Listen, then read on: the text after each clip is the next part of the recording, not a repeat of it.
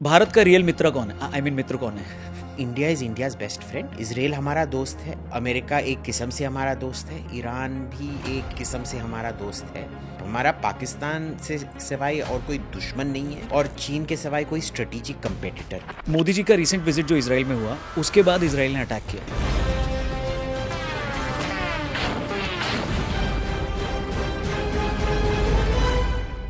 तो इसको public connect कर रहा है कि मोदी जी को मालूम था अटैक होगा। ये इसमें कितना रियलिटी है और कितना तो फिक्शन अगर है? पता था तो क्या, पर अगर मोदी को बताया भी गया तो वो क्या कर सकते थे? क्या आपको लगता है वो कॉल करके बोलेंगे मेरे ब्रदर डोनाल्ड ट्रम्प जरा ये अटैक, डोनाल्ड ट्रम्प जरा रोक दे, और ट्रम्प बोलेगा you know I love you so much, I am gonna stop the attack, very big attack, I am gonna stop it.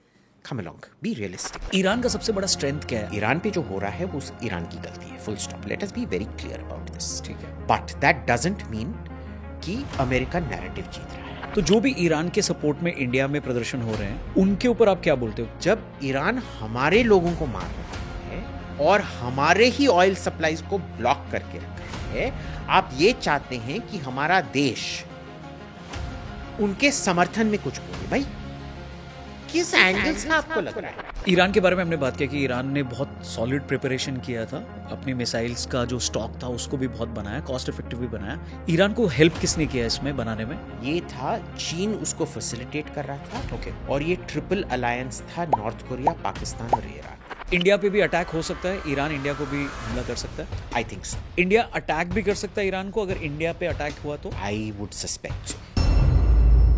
नमस्ते एंड वेलकम दोस्तों, आप देख रहे हैं टीआरपी यानी द रौनक पॉडकास्ट। ईरान और इजराइल वॉर लगातार बढ़ती जा रही है। ईरान पर हमले भी हो रहे हैं, ईरान भी अपने अगल बगल लगातार अटैक करता जा रहा है।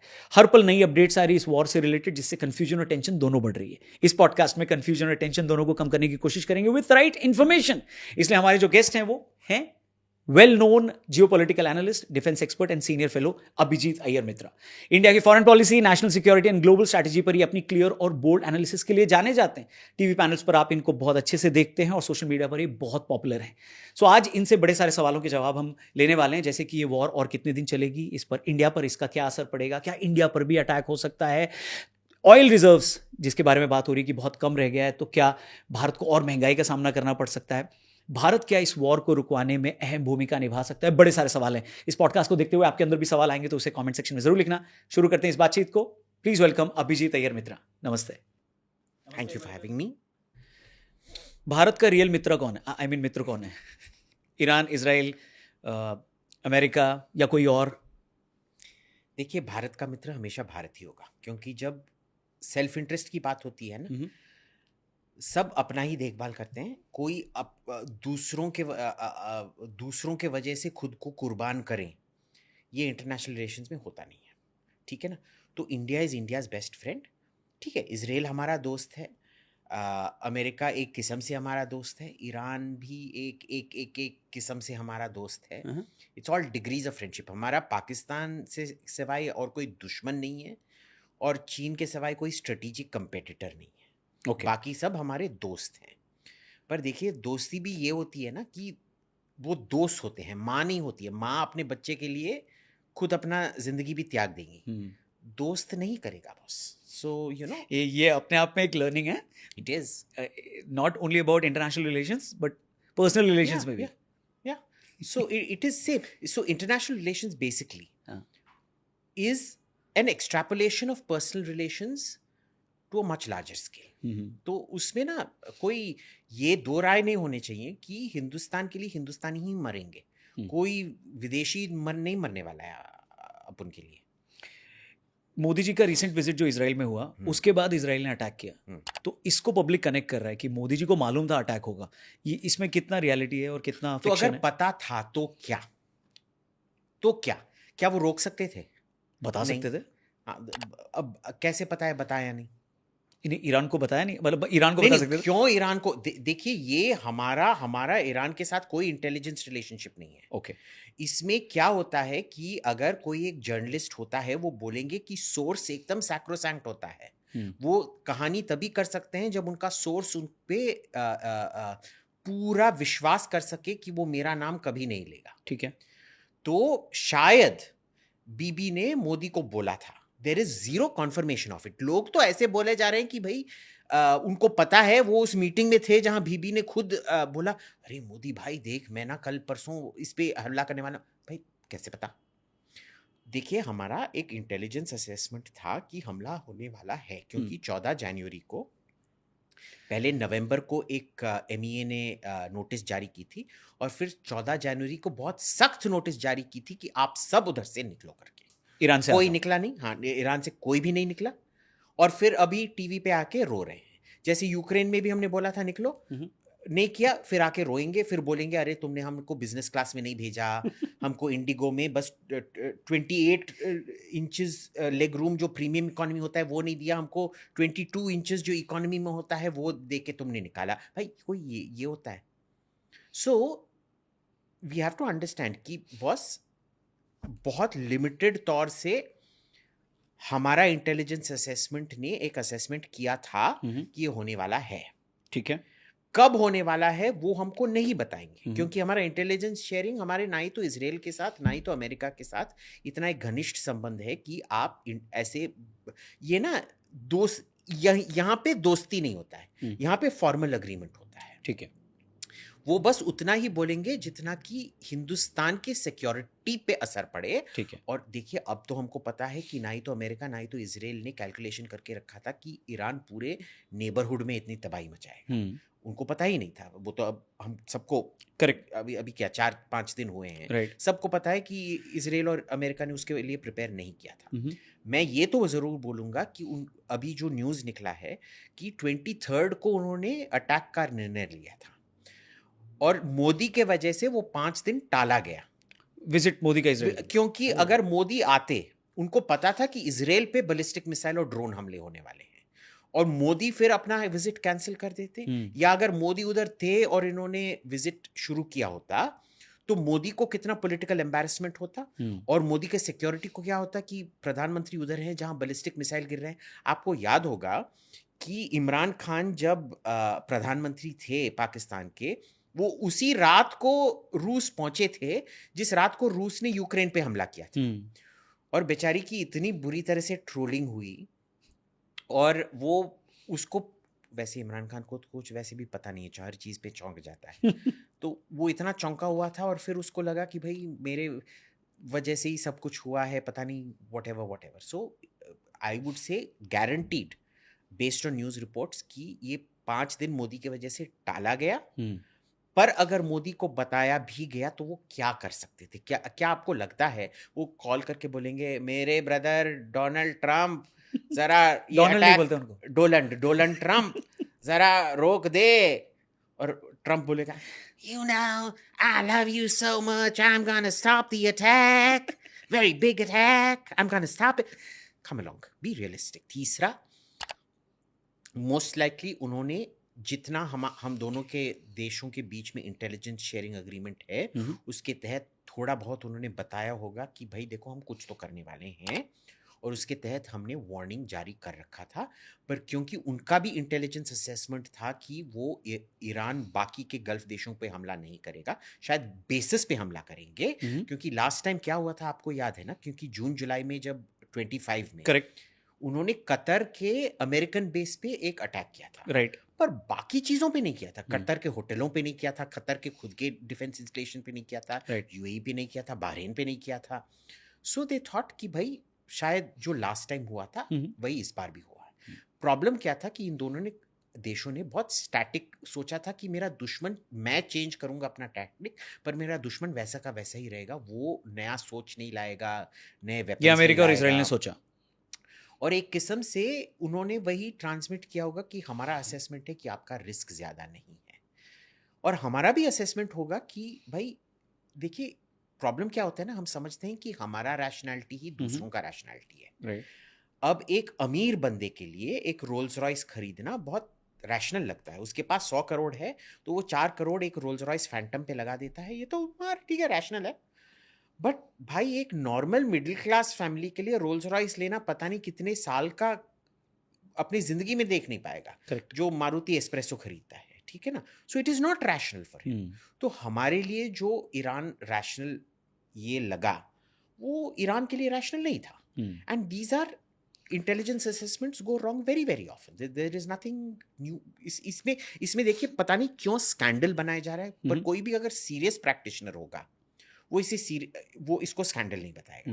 ये बस ये जो चार कौड़ी के जर्नलिस्ट होते हैं ना, जो अपने आप को जर्नलिस्ट बोलते हैं, जो पता नहीं कहीं से पैसा लेके नाचते हैं, वही लोग बोलते होंगे major scandal major scandal major scandal. You have to be ideological to believe this nonsense. Fair enough. Advisory पे आते हैं. आपने बोला कि ईरान के लिए गवर्नमेंट ने बहुत बार एडवाइजरी जारी की कि भाई वापस आ जाओ, वहाँ पे अटैक हो सकता है, सेफ नहीं है वहाँ पे रहना. फिर भी लोग नहीं आए. तो अब वो लोग बोल रहे हैं कि भाई हमको गवर्नमेंट वहाँ से जल्दी से निकाले. तो वहाँ से जब इनको वापस लाती है तो एयरपोर्ट पे पहले 2 रैपट मारती है कि भाई तुमको जो बोला था या फिर क्या पेनलाइज करती है, या फिर वैसे ही दामाद की तरह लाती है कि भाई आ जाओ. देखिए Indian law and order system ऐसा है, आपने देखा होगा कि वो न्यूज़ रिपोर्ट जो आया था, जो 98% जो डाउरी के केसेस लगते हैं वो फॉल्स डाउरी के केसेस लगते हैं, क्योंकि वो लेवरेज करने के लिए, आपको धमकी देने के लिए कि मेरा पैसा दो, नहीं तो मैं बोलूँगी तुमने मेरे को पीटा था, मारा था, मेरे साथ जुल्म किया था, ये इस टाइप का. So India is a state जिसका law and order system actively चोरों को, एक्सटॉर्शनिस्ट को, ब्लैकमेल को रिवॉर्ड करता है. ओके. और इंडिया ऐसा ही स्टेट है जो इन जैसे लोगों को फालतू में फ्री का ले आता है. अमेरिका कभी नहीं करता है, पता है. अमेरिका जो दुनिया का सबसे most powerful, one of the richest countries है, जब वो बोलता है निकलो, तुम अपने पैसे से निकलते हो. और अगर तुम अपने पैसे से नहीं निकाले गए और तुमको निकाला गया अमेरिकन टैक्स पेयर के फंड से, यू हैव टू पे द एंटायर अमाउंट. अब हम उतने अमीर नहीं हैं बॉस, पर ये सब इनका जो इवैक्यूएशन होगा ना, हमारे पैसे से होगा. उन्होंने सुना भी नहीं था, और उनको फिर कोई मंत्री साहब जाके एयरपोर्ट में उनको माला पहना के फोटो खिंचवा के बोलेंगे बहुत अच्छा, हाँ मेरे पैसे पे तुमने बहुत अच्छा किया ना. यूएई को कितना लॉस हुआ, उन पे कितना अटैक हुआ? क्योंकि स्टार्टिंग में हमने देखे बहुत सारे वीडियोस आए दुबई से भी कि यहाँ पर मिसाइल्स आ रहे हैं, इंटरसेप्ट किया जा रहा है, बट सडनली वो सब बंद हो गया.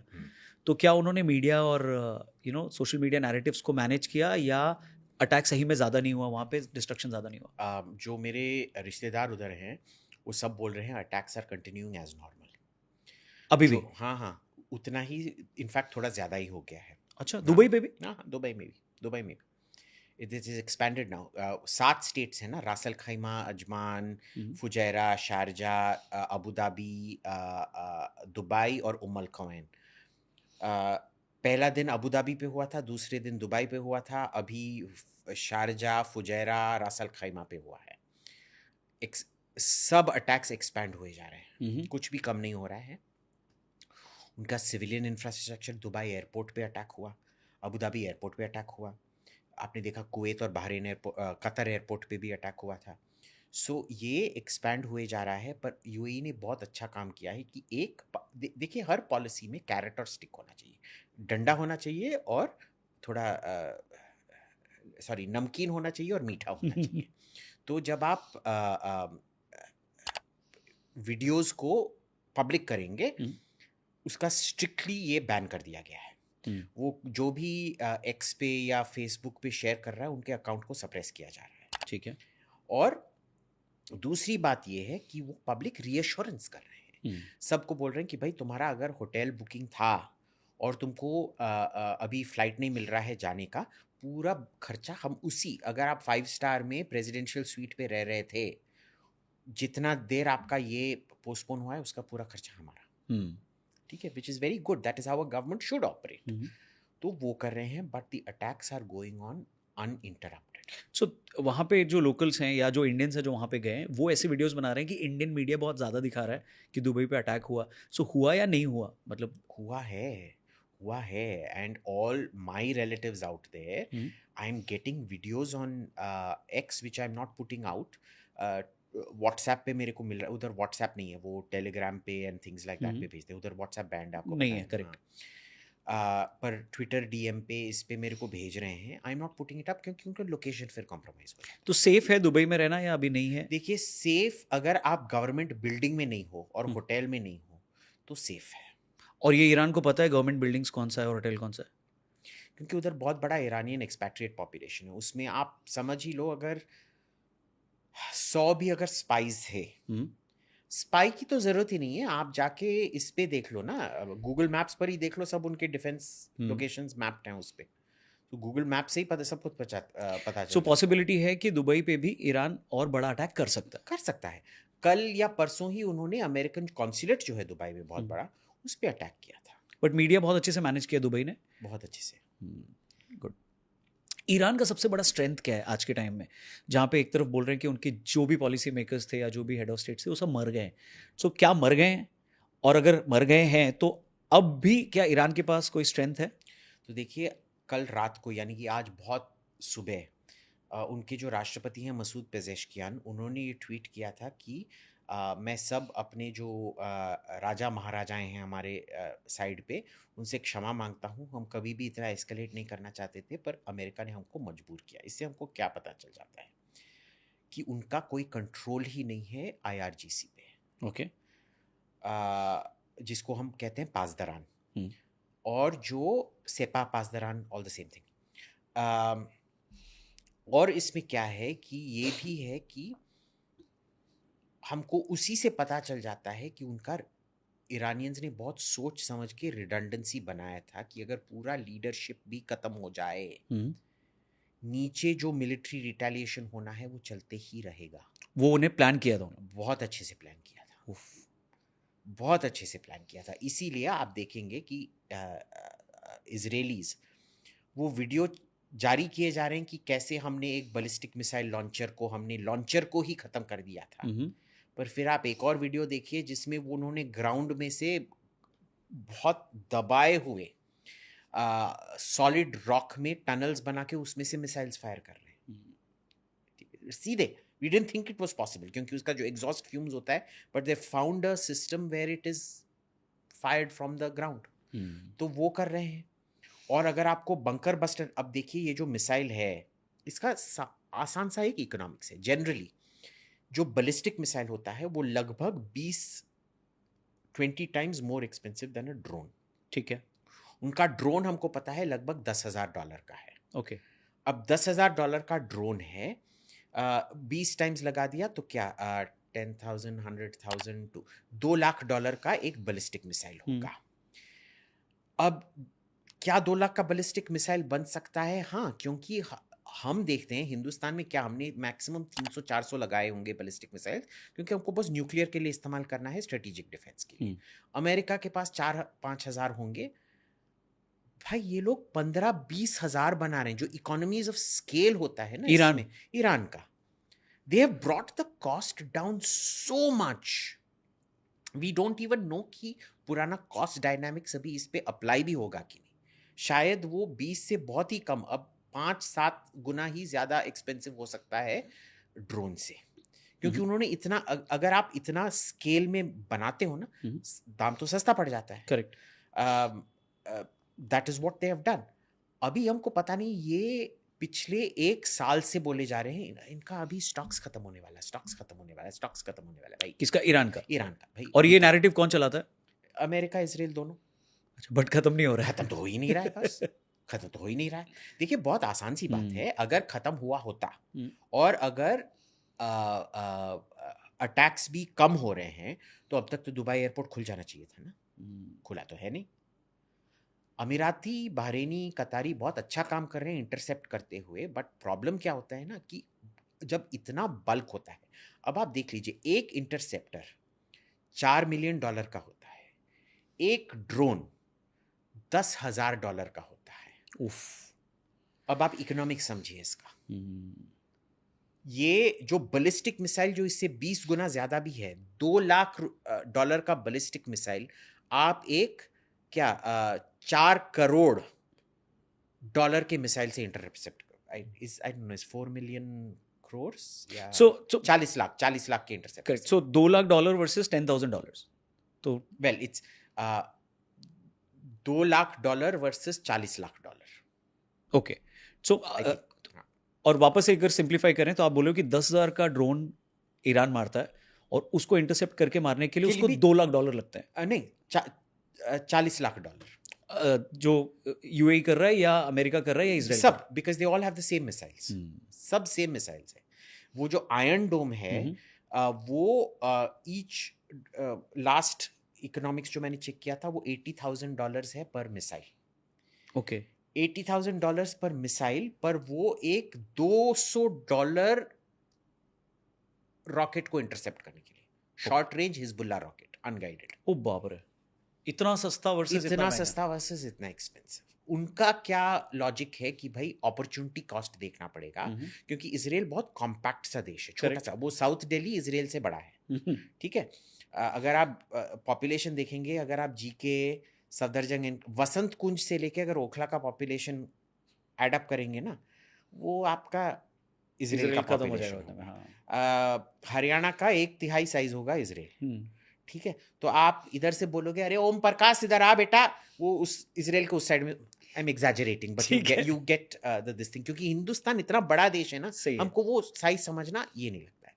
उसमें उनका इकोनॉमिक फुटप्रिंट जो है बहुत तगड़ा है। तो उनका जो इकोनॉमिक्स है ये नहीं है कि ये $200 रॉकेट को हम एक $80,000 रॉकेट से इंटरसेप्ट कर रहे हैं। उनका ये है कि अगर ये $200 रॉकेट इधर गिरा तो जो लॉस इधर 20 करोड़ का लॉस होगा। तो इट इज 20 करोड़ वर्सेस 80। पर ये अगर गल्फ स्टेट्स देखेंगे, ठीक है, बहरीन और कतर, बहरीन तो बहुत ही छोटा है, कतर फिर भी थोड़ा बड़ा है, यूएई उससे भी बड़ा है। आप कहाँ डिफेंस करेंगे? इतना ज्यादा आपका टेरिटरी है, आप उसका डिफेंस चला ही नहीं सकते जितना इफेक्टिवली। क्योंकि ये देखिए आसान सी बात है, अगर टारगेट बस इतना है और ईरान ये पूरा आपका ये माइक सेटअप है, उधर से सब कुछ इधर ही आ रहा है, आप उसको सब कुछ कंसंट्रेट करके इधर से मार सकते हो। पर अगर मैं इतना ही बड़ा हूं और आप उधर से मारे जा रहे हैं, उधर से मारे जा रहे हैं, मेरे को इधर से भी मारना है, इधर से, it's like a evenly match table tennis में इधर भी हो सकता है, उधर भी हो सकता है। करेक्ट। बट इसराइल के साथ वो जब हम टेनिस सीखते हैं ना, वो ट्रेनिंग सेशन होता है ना, आप बीच में उस लाइन पे खड़े होते हैं और कोच आपको उधर ही फ्रंट हैंड और बैक हैंड उधर से ही मारने को ये करता है। That is much more easy to do. It is not very easy but it is easier and it is also cheaper. और ये iron dome is not suitable for ये 2000-3000 किलोमीटर रेंज रॉकेट्स, वो बस 200 किलोमीटर रेंज रॉकेट्स के लिए सही है। सही है। सो अगर इसको समराइज करें तो ईरान का 3 बड़ा स्ट्रेंथ क्या है इस वॉर में? 3 बड़ा स्ट्रेंथ ये है रिडंडेंसी, कि आपका लीडरशिप जाने के बावजूद भी आपका मिलिट्री काम कर रहा है, बैकअप है आपके पास। हाँ, ठीक है। वो हमारी तरह नहीं है कि जब पृथ्वीराज चौहान मर जाते हैं पूरा फौज ही उड़ जाता है, या फिर महाराजा हेमू के आंख पे जब तीर लगता है उनका पूरा आर्मी ही डिसइंटीग्रेट हो जाता है, ठीक है, वो नहीं है। तो रिडंडेंसी उनका बहुत अच्छा है। दूसरा है उनका साइज, वो हिंदुस्तान का आधे साइज है, 1.6 मिलियन किलोमीटर्स, ठीक है। अफगानिस्तान से 3 गुना ज्यादा बड़ा, ऑलमोस्ट 2.5 टाइम ज्यादा बड़ा है। और लोग को समझता है कि वो रेगिस्तान है, बॉस वो रेगिस्तान तो है, बट वो माउंटेनस रेगिस्तान है, बहुत ही, अगर आप एक टोपोग्राफिक मैप देखेंगे बहुत ही ये है। तीसरा ये है कि उन्होंने अपने जो युद्ध प्लान्स हैं उनको इवॉल्व किया है, 1 साल के अंदर काफी एवोल्यूशन किया है और बहुत सारा इनोवेशन भी किया है। और मैं बोलूंगा एक किस्म से उन्होंने दुश्मन का दिमाग इस 1 साल में काफी अच्छे से पेनिट्रेट किया है। उन्होंने कबूल किया है कि उन्होंने जो पिछले 20 साल किया था वो सब तबाह हो चुका है, उनको नया प्लान चाहिए। और इसमें एक चौथा से 3.5 पॉइंट में डालूंगा कि जो इन्होंने अपनी कमजोरी कबूल करके जो एडजस्टमेंट किया, उसी का उल्टा हुआ है इजराइल और अमेरिका के साथ। कि उन्होंने इतना शौर्य हासिल किया है, वो सोच भी नहीं सकते थे कि भाई कोई मेरे से ज्यादा कर सकता है। तो ह्यूब्रिस जैसा कोई हिंदी में नहीं है, there is no word for hubris. वो जो अहंकार उनमें आ गया था ना, कि मेरे से बेहतर कोई सोच ही नहीं सकता है, मेरे से बेहतर कुछ कोई कर ही नहीं सकता है, ईरान ने पूरा गोल पोस्ट ही शिफ्ट कर दिया है। सो इनोवेट भी किया है, कॉस्ट भी बहुत कम किया है और प्रॉपरली प्लान किया और है कि आप पे कॉस्ट बहुत ज्यादा बढ़ा दिया है। मेन विलन कौन है इस वॉर का? देखिए इसमें ना villain, I think international relations में विलन बोलना ना बहुत ये है, क्योंकि नहीं, why I asked this question because अब narrative media and social media पे और ग्लोबल लेवल पे अमेरिका के अगेंस्ट चला गया है कि भाई तुमने क्यों ऐसा एक्ट किया, जी क्यों एक साथ सबको मार दिया, अभी बात करने के लिए ईरान में कोई है नहीं, डायलॉग नहीं होगा तो फिर युद्ध रुकेगा कैसे? हाँ। क्योंकि जो नीचे लेवल के उनके जो टीम थी उसको सिंपल इंस्ट्रक्शन है कि भाई हम मरेंगे तो आप फोड़ते रहना, बिल्कुल। तो वो फोड़ रहे हैं, हाँ। तो अभी बात किससे करोगे? सो अमेरिका का इसमें बहुत नेगेटिव पीआर हो गया है। हम्म। सो इज इट ट्रू कि अभी नैरेटिव वॉर में अमेरिका पीछे है और वो विलन दिख रहा है? हाँ, आई वुड से दैट, क्योंकि मेरे को ना पिछले वॉर में मेरे को बिन्यामीन नेतन्याहू का, too sorry to use this word, but Binyamin Netanyahu का टट्टू माना जाता था। सब मेरे को अभी भी बोलते हैं तुम तो जायनिस्ट के कुत्ते हो, ये सब मेरे टाइमलाइन पे आपको बहुत मिलेगा। भाई अगर मैं ही, और आप समझ ही लो कि ट्विटर पे मैंने कल एक पोल किया था, आप समझ लो जनरली मेरे followers mostly right wing, pro Israel, pro America, financial conservatives, libertarian होंगे। वो भी मैंने सोचा कि भाई शायद मेरे को थोड़ा ये फ्रेम थोड़ा गलत है, पैरालैक्स एरर हो रहा है, मेरे दृष्टिकोण थोड़ा इमोशन की वजह से ये हुआ है। तो मैंने पोल किया अपने फॉलोअर्स के लिए, 75% ऑफ देम अग्री कि America is losing this thing. तो जब आप फ्रेंडली ऑडियंस के साथ ही नैरेटिव लूज कर रहे हो तो समझ लो हो क्या रहा है फिर। और इसमें अगर विलन, भाई विलन तो हमको हिस्टोरिकली देखना पड़ेगा। 79 में ना ही तो अमेरिका इनके साथ कोई दुश्मनी करना चाहता था, इजराइल तो इनका बहुत ही निकटतम, शाह का बहुत निकटतम दोस्त था। सब जाके ईरान ने खुद बर्बाद किया, अमेरिका के साथ भी रिश्ता बर्बाद किया, इजराइल के साथ रिश्ता बर्बाद किया, सोवियत संघ को अफगानिस्तान के जो इन्वेजन हुआ था उसके ऊपर रिलेशन बर्बाद किया। इतने लोगों के साथ रिश्ता बर्बाद करने के बाद फिर आके रोते हो कि भाई हमारे पे सैंक्शंस है, हमारे पे ये है, हमारे वो पे। Sorry, that is not, it is only your fault and you have nobody but yourself to blame. Iran पे जो हो रहा है वो ईरान की गलती है, full stop. Let us be very clear about this. ठीक है, ठीक है, बट दैट डजंट मीन कि अमेरिका नैरेटिव जीत रहा है। क्योंकि अभी जो नैरेटिव है, अमेरिका बहुत ही अनप्रोफेशनल, अनप्लान्ड, अनप्रोफेशनल, कंटिन्यूइंग अनप्रोफेशनैलिटी, अपने गलतियों को रेक्टिफाई भी नहीं कर रहे हैं और कॉन्ट्राडिक्ट भी कर रहे हैं, और दूसरों पे अब बोझ डाले जा रहे हैं। किसी को कभी भी दूसरों पे बोझ नहीं डालना चाहिए। ये पूरे सब ये मिठाई ये खा रहे हैं, वैसे मिठाई भी नहीं खा रहे हैं, पर बोझ सभी को उठाना पड़ रहा है, उसका कीमत सभी को चुकाना पड़ रहा है। ईरान के बारे में हमने बात किया कि ईरान ने बहुत सॉलिड प्रिपरेशन किया था और अपनी मिसाइल्स का जो स्टॉक था उसको भी बहुत बनाया, कॉस्ट इफेक्टिव भी बनाया। ईरान को हेल्प किसने किया इसमें बनाने में? इंटरनेशनली कोई उसका क्लोज एलाई है, कोई उसका फ्रेंड है जिसने ये सब में, टेक्नोलॉजी में, कॉस्ट इफेक्टिवनेस में किसने हेल्प किया ईरान को? ये जो अब्दुल कादिर खान नेटवर्क था, जो खान नेटवर्क था, जो बस्ट हुआ था कई साल पहले, न्यूक्लियर और मिसाइल नेटवर्क, ये था, चीन उसको फैसिलिटेट कर रहा था। ओके। और ये ट्रिपल अलायंस था नॉर्थ कोरिया, पाकिस्तान और ईरान का। North Korea, Pakistan and Iran. Okay. ये तीनों क्या कर रहे थे? तीनों कोलैबोरेटिवली मिसाइल्स को डेवलप कर रहे थे, न्यूक्लियर को भी साथ साथ डेवलप किए जा रहे थे। पाकिस्तान कैसे कर रहा था? पाकिस्तान तो अमेरिका का। दैट डजंट मैटर, पाकिस्तान हमेशा अमेरिका का रहा है और हमेशा घेर भी रहा है। ओके, ठीक है। सो पाकिस्तान हैज ऑलवेज, देखिए वो ये अमेरिका को पता नहीं चला ओसामा बिन लादेन को कौन पाल रहा था एबटाबाद में? मिलिट्री एकेडमी के 2 किलोमीटर बाहर उसको पाल रहे थे। अमेरिकन्स भी ना बहुत ये हैं कि वो देख रहे हैं कि पाकिस्तानी उनको ट्रूप्स को मार रहा है अफगानिस्तान में, फिर भी वो बोलते रहेंगे पाकिस्तान हमारा एलाई है। क्यों? Because they don't have an option. उन्होंने ईरान के साथ, ईरान को तो इस्तेमाल नहीं करते थे अफगानिस्तान में जाने के लिए, राइट। रूस के साथ उन्होंने अपना रिश्ता बिगाड़ के रखा था, तो रूस से रीसप्लाई नहीं कर पाते थे। बच्चा कौन है रीसप्लाई करने के लिए? पाकिस्तान। प्लस इंडिया को भी बुली कर सकते हैं, वैसे इंडिया को भी बुली कर सकते हैं अगर आप पाकिस्तान को सपोर्ट करते हो, तो इंडिया थोड़ा मोर कोऑपरेटिव रहेगा। ठीक है।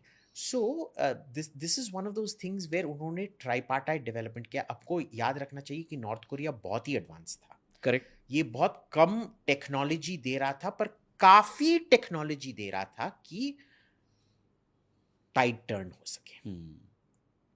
ईरान ने बहुत सोच समझ के ये किया है। और पिछले 1 साल में ईरान को किसने सपोर्ट किया ये स्ट्रैटेजी चेंज पिछले करने एक में? साल में किसी ने एक्चुअली सपोर्ट नहीं किया है, बट उन्होंने उसको फैक्टर इन कर लिया है। उसको पता था आत्मनिर्भर कि भाई आत्मनिर्भर ईरान हो गया आत्मनिर्भर ईरान हो गया।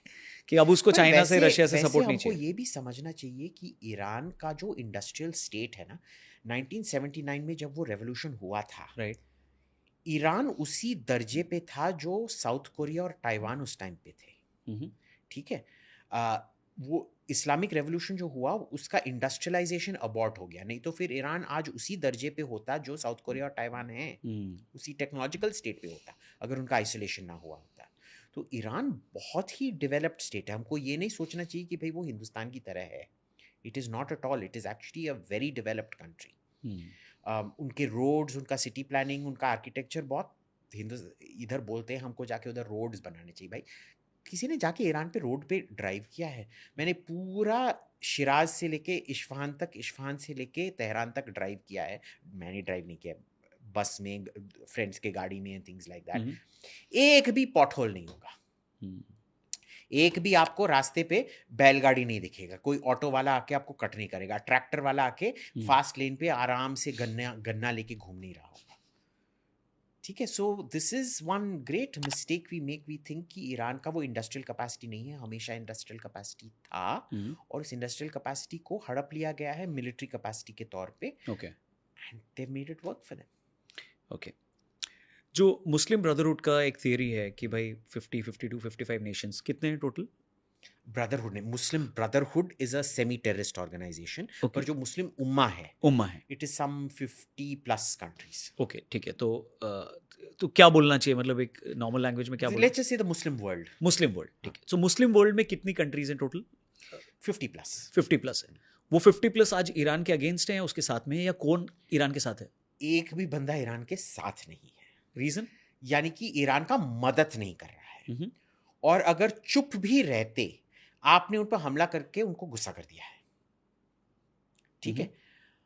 अब भी एक दो ऐसे कंट्री हैं जो ईरान को की निंदा नहीं कर रहे हैं, जो ईरान को वर्बली सपोर्ट कर रहे हैं। जैसे तुर्की ईरान को वर्बली सपोर्ट कर रहा था, अब कल के हमले के बाद पता नहीं सपोर्ट करेगा या नहीं। ईरान ने तुर्की पे भी कर दिया अटैक कल। हाँ, ठीक है। फालतू में काय का कर रहे हो भाई? वो तो तुम्हारे बारे में अच्छी अच्छी चीज बोल रहा था, फिर भी तुमने उस पर ये कर दिया। ओमान तो पूरा नेगोशिएशन ही करवा रहा था, ओमान पर भी हमला कर दिया है। ईरान एक किस्म से उन्होंने अपने माइंड में ये कर दिया है कि भाई तुम शायद हमारे दोस्त हो या दोस्त नहीं हो, पर तुम पे अगर हम बोझ लगा सकें, क्योंकि बोझ के वजह से तुम हम पे आके नहीं बरसोगे कि भाई क्यों कर रहे हो, तुम सीधे जाके ट्रंप को कॉल करोगे कि भाई तेरा कोई प्लान है, अब मेरे सुरक्षा के लिए, तेरे वजह से मेरे पे हमला हो रहा है, मेरे सुरक्षा के लिए 2-3 तेरे शिप्स इधर भेज और 15-20 हवाई जहाज भेज। तो ट्रंप के पास इतना है? तो नहीं, दैट इज द पॉइंट। हाँ, okay. So he now has to protect. उसने सोचा मेरे को बस इजराइल इतना छोटा सा प्रोटेक्ट करना है। अब निकला ये टेबल नहीं, पूरा इस कमरे को प्रोटेक्ट करना है। So see, this is, it's actually smart if you look at it. पर मुस्लिम वर्ल्ड में कोई भी फुल फ्लेजेड तरीके से ईरान को सपोर्ट ही नहीं कर रहा है। अभी तक वर्बल सपोर्ट मिला है और कोई भी सपोर्ट नहीं मिला है। एक्चुअल फिजिकल सपोर्ट शायद हिजबुल्लाह ने किया है और हुदियों ने किया है, पर हुदी गवर्नमेंट नहीं है। वो एक रेबल फैक्शन है, हिजबुल्लाह एक रेबल फैक्शन है। और अब तो हिजबुल्लाह इतना हद से बढ़ गया है कि कल लेबनीज गवर्नमेंट ने उनको सब मिलिट्री एक्शन बैन कर दिया है। अब तो मेरे को लगता है आज या परसों इजराइल और लेबनीज आर्मी मिलके हिजबुल्लाह की। अच्छा, I will not proceed with that. आप बताओ, जी पे एल कर सकता है या सीधा जी एम कर सकता है? सो ये बाकी जो मुस्लिम वर्ल्ड है उसको अमेरिका से डर है, इसलिए वो ईरान को सपोर्ट नहीं कर रहा। डर भी है, पर देखिए बहुत डिवीजन भी है। ये हिंदुस्तान में आई डोंट नो व्हाई हम, for somebody who has suffered so much from Islamic terrorism, हमारा जो ग्लोबल इस्लामिक पॉलिटिक्स का अंडरस्टैंडिंग है ना, वो बहुत ही कम है।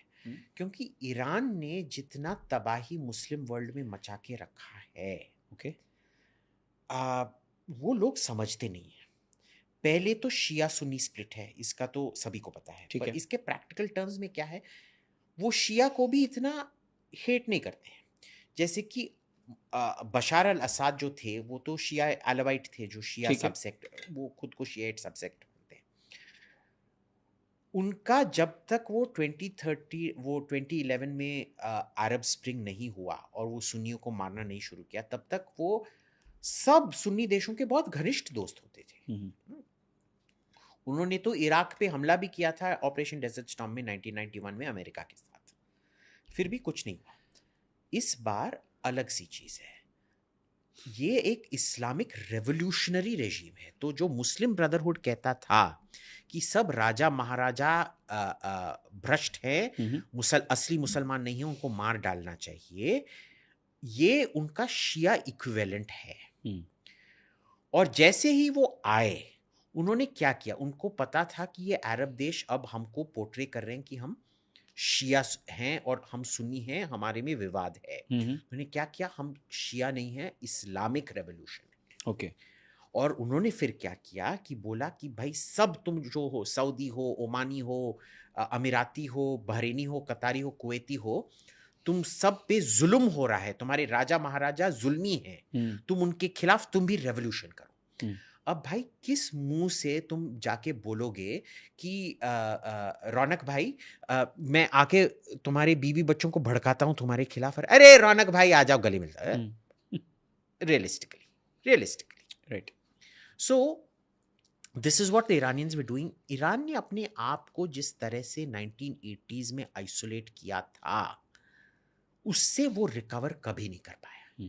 तो जो उसका सपोर्ट भी मिलने, जो नॉर्मली मिलता अगर इतना अपना खुद का घर उन्होंने नहीं चलाया होता, they are in this because of themselves. Let us be very clear. ठीक है। Iran is responsible for what is happening to Iran. ठीक है। अब बाकी का तो ये है, but they are not getting any support.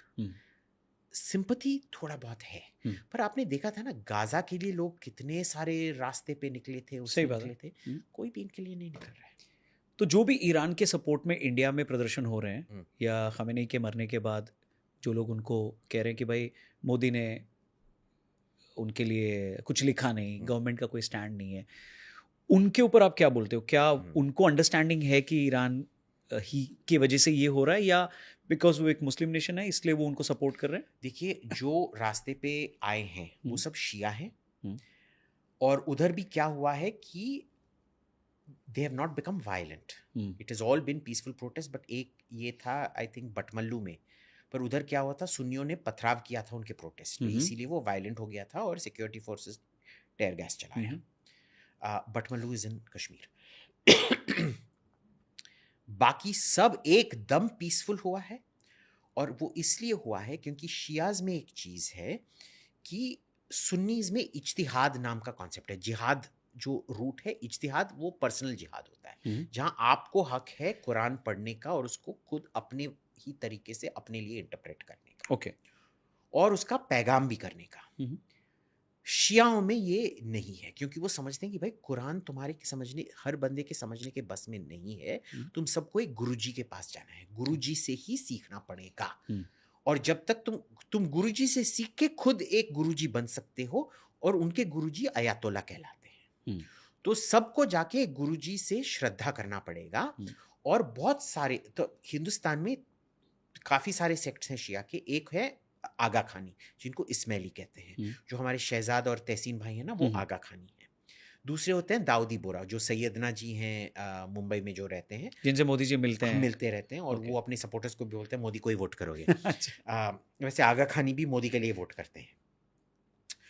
तीसरे हैं ये उसूली Jafari, they call the 12ers, क्योंकि उनके 12 इमाम थे।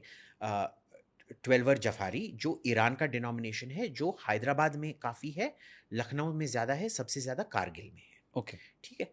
वो अयतुल्ला खामेनी को ही मानते हैं, पर उनमें से भी कई हैं जो अयतुल्ला मुंतज़ेरी को अपना ये मानते हैं। वो अयतुल्ला खामेनी के लिए आके प्रोटेस्ट नहीं करेंगे, क्योंकि उनके गुरुदेव हैं अयतुल्ला मुंतज़ेरी। पर कई ऐसे 12वीं जफारी हैं, उसूली जफारी, जिनके लिए अयतुल्ला खामेनी उनके गुरुजी थे। ठीक है। तो उनका गुस्सा है कि हमारे गुरुजी को आपने मार डाला। ठीक है? ठीक है। तो ये एक रिलीजियस गुस्सा है, ये कोई ट्रांसनेशनल गुस्सा नहीं है। गाजा ट्रांसनेशनल गुस्सा है, ठीक है। ये एक रिलीजियस गुस्सा है।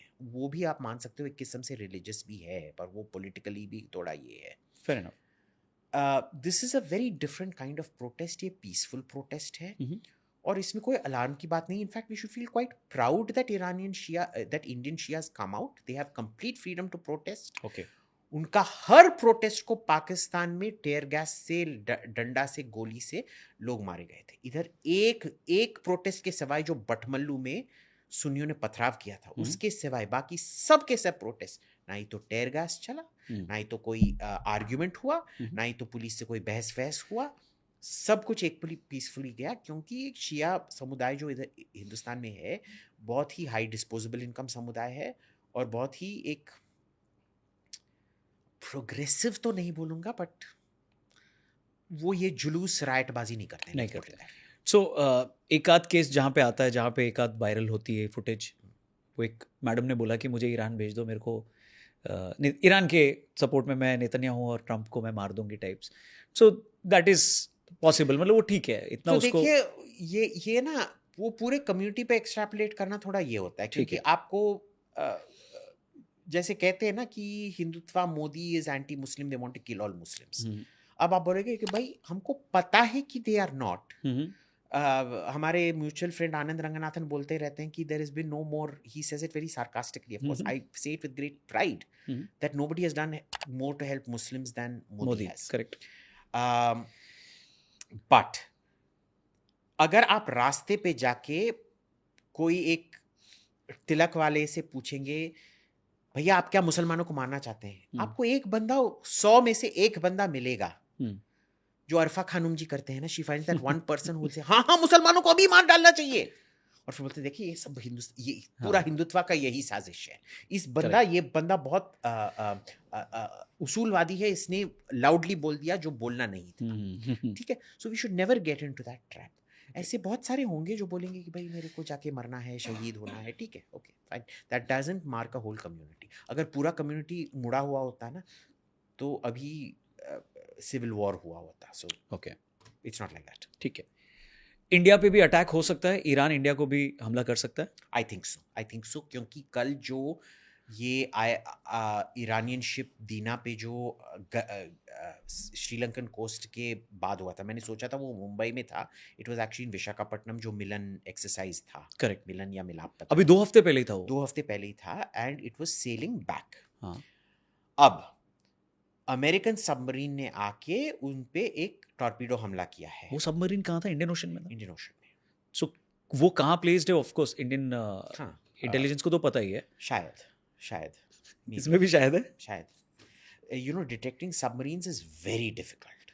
ओके, वेरी वेरी डिफिकल्ट, क्योंकि जो सोनार है, पहले तो हम एक्टिव सोनार कभी इस्तेमाल नहीं करते हैं, पैसिव सोनार में भी एक सबमरीन को डिटेक्ट करना ऑलमोस्ट, एक सबमरीन को डिटेक्ट करने में ना 1 हफ्ता लग जाएगा। 10-15 शिप्स, एयरक्राफ्ट कॉन्सेंट्रेटेड तरीके से जब ये करेंगे तब पता तो बहुत रिसोर्सेज लग जाएंगे, बहुत रिसोर्सेज लग जाता है, और फिर भी पता नहीं चलेगा। हो सकता है वो चेंज करके कहीं और चला गया।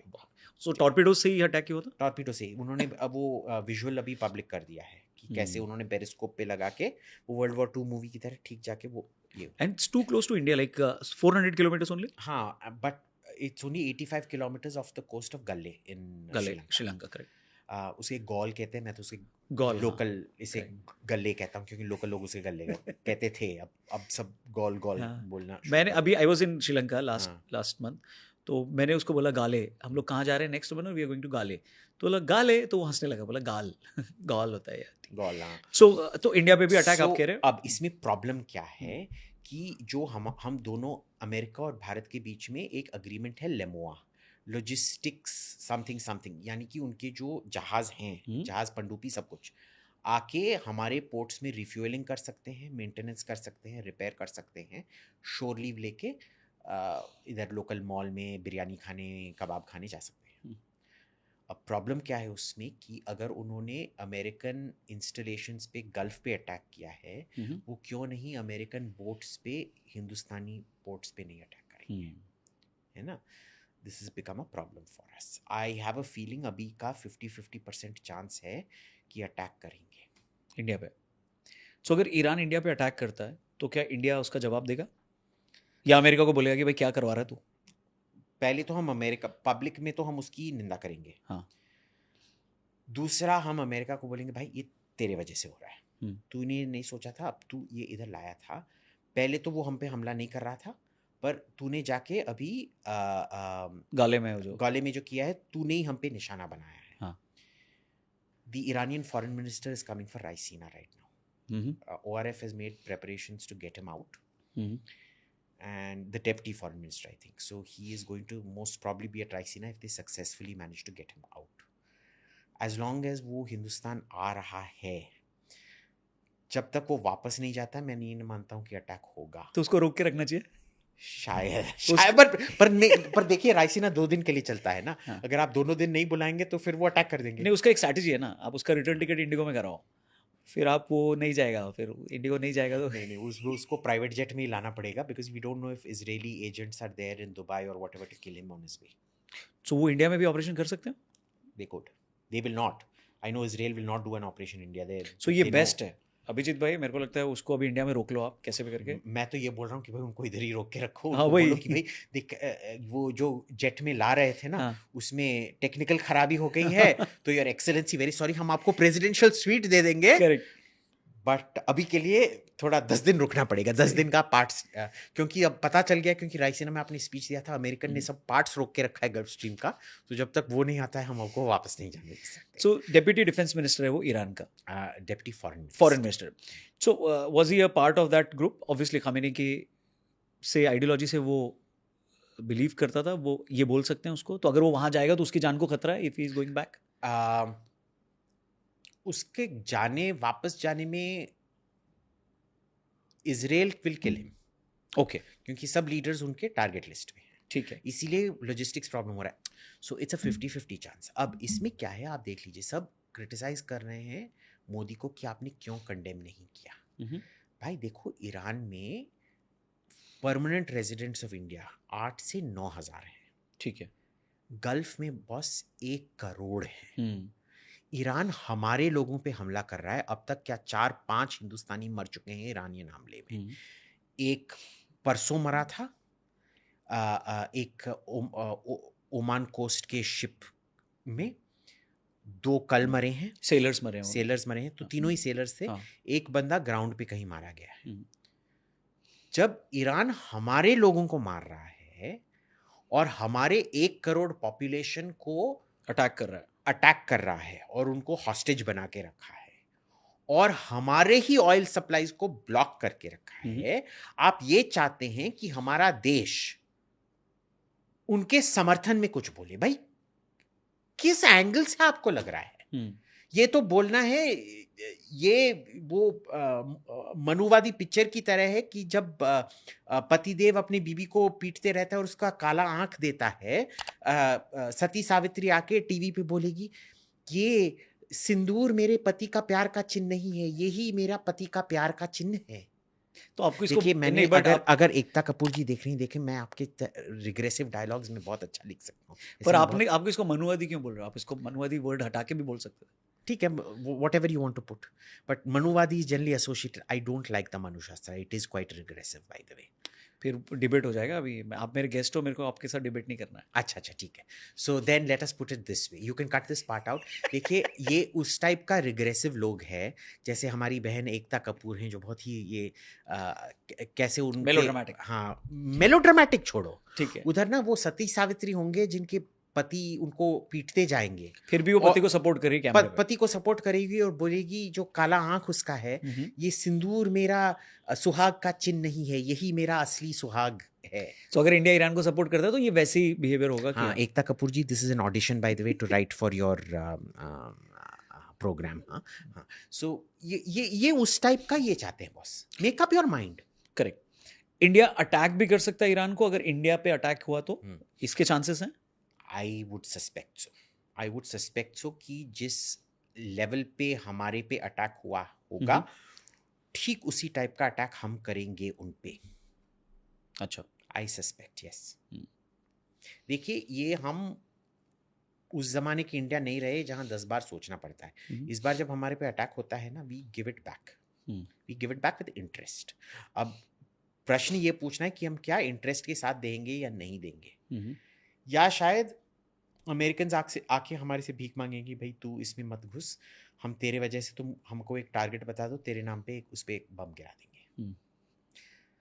But I think India will want the right to respond itself, but I don't think, जैसे मैंने बोला 50-50 चांस है कि ईरान हमला करे या ना करे। इंडिया के ऑयल रिजर्व पे बहुत बात हो रहा है कि 20-25 दिन का ही तेल बचा हुआ है।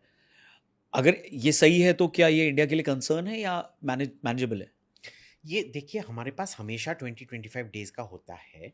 हमारा बहुत डायनामिक परचेसिंग पॉलिसी होता है। जब किसी का हम एक दो, I know for a fact we actually change our policies every 3 months. Okay, so 3 महीने, so I don't agree with 25 days, it will more be like a 3 महीने का रिजर्व, क्योंकि हमेशा जो रीअसेसमेंट होता है कहाँ से खरीदना है कहाँ से नहीं खरीदना है, वो 3 महीने पे होता है और 3 महीने के रिजर्व पे होता है, दाम पे ही होता है। इसीलिए, क्योंकि जब रूसी तेल का दाम बढ़ा, हमने परचेस कम करके बोल दिया ट्रम्प से, भाई देखो हम तुम्हारी वजह से ही हम नहीं खरीद रहे हैं। असली बात ये था कि हमको भाई पैसे बच रहे हैं कहीं और से खरीदने में। राइट। अब अगर इधर का तेल का दाम बढ़ गया तो हम रूस से वापस खरीदना शुरू कर देंगे, और हम ट्रम्प से बोलेंगे, भाई देख तेरे वजह से ये सब हो रहा है ना, मैं तेरे को बोला था ना, रोक थाम के रख, तूने नहीं थामा। अब तू मत बोल कि हम उधर से, नहीं तो फिर cost of transport of Venezuelan जो तू बेच रहा है वो तेरी जिम्मेदारी। और मानेगा वो? He'll have to ना, what else can he do? अभी तो वो, उसने क्या 3 एयरक्राफ्ट कैरियर भेजे हैं उधर, उसको तो अभी 7 से 8 भेजने चाहिए। Technically, you look at the scale of the Iranian response, you need about 7 aircraft carriers there dealing with the situation. ये वॉर का मेन रीजन ईरान का न्यूक्लियर बॉम्ब बनाना है या कुछ और रीजन है? वो भी है, और आई वुड से, देखिए वॉर हमेशा मल्टी कॉजल होता है, कभी एक कॉज के ऊपर नहीं होता, ठीक है। इसमें मैं बोलूँगा ऑलमोस्ट अबाउट 45% इज बिकॉज उनका न्यूक्लियर बॉम्ब प्रोग्राम है। इसमें बाकी भी चीज़ें हैं कि आपने कैसे हिजबुल्ला को सपोर्ट किया, कैसे हमास को सपोर्ट किया, कैसे इजरायली इंटरनेशनल टारगेट्स पे आपने ये आतंकवादियों से अटैक करवाए हैं, अमेरिकन इंटरनेशनल टारगेट से आपने आतंकवादी से अटैक करवाए हैं। इन सब चीज़ों के वजह से हुआ है, क्योंकि वो जब दूध उबलता है ना तो जम के उबलता है। बट इमीडिएट कॉज है, जो चिंगारी लगी है, वो न्यूक्लियर प्रोग्राम की वजह से है। ठीक है, क्योंकि जब एक देश बिना न्यूक्लियर हथियार के ये सब कर रहा है, जब न्यूक्लियर हथियार आ जाता है, आप तो फिर बहुत ज्यादा करना शुरू कर दोगे। ओके, है ना? तो आप बोलो ईरान इतना रिस्पॉन्सिबल नहीं है कि उसके पास न्यूक्लियर होना चाहिए? नहीं, okay, Iran is not a responsible. क्योंकि एक पाकिस्तान के पास अगर है न्यूक्लियर बॉम्ब और ईरान के पास आता है, तो आप कह रहे हो कि पाकिस्तान से भी ज्यादा इररिस्पॉन्सिबल ईरान है? देखिए, हमारे तमिल में एक इडियम है, इंजी तिन्न कोरंग, जिंजर ईटिंग मंकी, जो अदरक खाया हुआ बंदर है। कहा जाता है कि जब बंदर अदरक खाता है वो पागल हो जाता है। ठीक है, ठीक है। पाकिस्तान तो है ही इंजी तिन्न कोरंग, सॉरी, अदरक खाया हुआ बंदर। ईरान भी ऐसा ही है एक किस्म से। ईरान ने हमको नहीं किया है, पर बाकी सबको तो यही कर रखा है ना। बहरीन में जो शिया मेजॉरिटी है, उनको भी चाबी देके ये करवाता है, राइट्स रेबेलियन करवाता है, सीरिया में करवाता है, इराक में करवा रहा था, इजिप्ट में भी कभी कभार करवाता है। उधर ज़्यादा शिया नहीं है, पर जो हैं ठीक है, करवाता है। So understand, Iran is not a problem for us, but Iran has done this. अब उनके भी सर्टन, देखिए मैं ये भी मानता हूं कि उनका लॉजिक है कि क्योंकि उनका कन्वेंशनल वेपनरी उनको बेचा नहीं गया है, इतने सारे सैंक्शंस हैं कन्वेंशनल वेपन्स पे। रूस भी उनको कई फाइटर्स नहीं बेच रहे थे, मिसाइल्स नहीं बेच रहे थे, चीन भी नहीं बेच रहा था, क्योंकि उनको पता था कि अगर वो बेचेगा, अगर एक सीमा से ज्यादा अगर बेचेगा, अमेरिका हमको कुछ कर देगा करके नहीं बेच रहे थे। तो जब आपका कन्वेंशनल बहुत वीक होता है, आपको सब कन्वेंशनल करना पड़ता है। पाकिस्तान ने कब आतंकवाद चुना हिंदुस्तान के खिलाफ? जब वो 3-4 युद्ध जो नॉर्मल युद्ध थे हार गया था। उसने बोला कि भाई ठीक है, हम हिंदुस्तान से युद्ध नहीं जीत सकते हैं, तो हम आतंकवाद से जीत पाएंगे। हम्म, ठीक है, पंजाब में आतंकवाद को भी हमने हरा दिया, कश्मीर में भी आतंकवाद को हमने हरा दिया है। हम्म, बट ये चॉइसेस जो आतंकवाद के होते हैं वो तभी होते हैं जब आपका कन्वेंशनल स्ट्रांग नहीं होता है। बट प्रॉब्लम क्या होता है कि जब आप बस कन्वेंशनल इससे आप जब आतंकवाद करते हैं तो हिंदुस्तान उसका रिटेलिएशन कन्वेंशनली करता है और बहुत जम के करता है, जैसे बालाकोट में किया था और अब सिंदूर में किया था। इसको रोकने के लिए आपको फिर परमाणु हथियार की जरूरत पड़ती है, हम्म, क्योंकि उसके बाद आप पे हमला नहीं हो सकता। वैसे ये रूल को हिंदुस्तान ने तो तोड़ा ही है, बालाकोट के टाइम भी और सिंदूर के टाइम भी। पर वेस्ट में ये जो डिटरेंस का जो न्यूक्लियर डिटरेंस का जो एक वहम है वो एक किस्म से वहम ही है। यानी कि आप 100 रुपए का नोट देखोगे, उसका एक्चुअल वैल्यू 20 पैसे भी नहीं होगा एक नोट को छपाने के लिए, पर आप मानते हो कि उसका 100 रुपए का वैल्यू है। करेक्ट, वैसे ही न्यूक्लियर डिटरेंस का एक वहम है, वहम है, हाँ, हमने हिंदुस्तान में उसको तोड़ के रखा है। पर वेस्ट, चाइना, रशिया में एक इंटरेस्ट है कि उस वहम को ना तोड़ा जाए। तो सब उसी रूल्स के तहत फिर वो ऑपरेट करते हैं उस वहम को कायम रखने के लिए। And that is why I would say I can understand क्यों ईरान आतंकवाद अपनाया, बट मैं मानूंगा जो हुआ है वो शायद आतंकवाद से ज्यादा, और उसका जो चिंगारी है वो न्यूक्लियर न्यूक्लियर, और जब भी ईरान ने कोई भी डील साइन किया है वो उस पर हमेशा चीटिंग करते ही रहता है। अनडिक्लेयर्ड फैसिलिटीज, अनडिक्लेयर्ड एनरिचमेंट करते ही बिना शर्म के करते रहता है वो। तो जब देखिए, अगर एक बंदा झूठ बोले जाए बोले जाए बोले जाए, आप उसके फिर वचन पे तो आप भरोसा बिलीव नहीं नहीं कर करेंगे, सकते। करेक्ट। ईरान में अभी मेन आदमी कौन है जो जिंदा भी है और वो डिसीजन भी ले रहा है, कोई आइडिया इसका? No idea. हमको बस ये पता है कि पेजेश्कियान जो राष्ट्रपति है वो नहीं है। नहीं मतलब, एज इन उसका, he is not the main guy, he is not calling the shots. वो Okay. तो हमेशा से वो एक किस्म से हमेशा मुखौटा ही था। उसके कोई पावर्स हैं पर वो एक किस्म से मुखौटा ही है। शहबाज शरीफ की तरह। हाँ, शहबाज शरीफ की तरह। Exactly that is exactly what he. Shahbaz असली पावर उधर आसिम मुनीर के पास है। जो आसिम मुनीर पाकिस्तान के लिए हैं वो आयतुल्लाह खामेनेई ईरान के लिए थे। जो पेजेश्कियान है वो शहबाज शरीफ है। अब प्रॉब्लम क्या है कि आपने आसिम मुनीर को हटा दिया है, सॉरी मुनीर को खामेनेई को हटा दिया है। हाँ। या मैं पाकिस्तानी दृष्टिकोण से बताता हूँ क्योंकि वो हिंदुस्तानी को बेहतर समझ में आएगा। करेक्ट। आपने आसिम मुनीर को हटा दिया है। अब डिसीजन कौन लेता है आसिम मुनीर के रिप्लेसमेंट के लिए? कोर कमांडर, जो 11 कोर कमांडर है।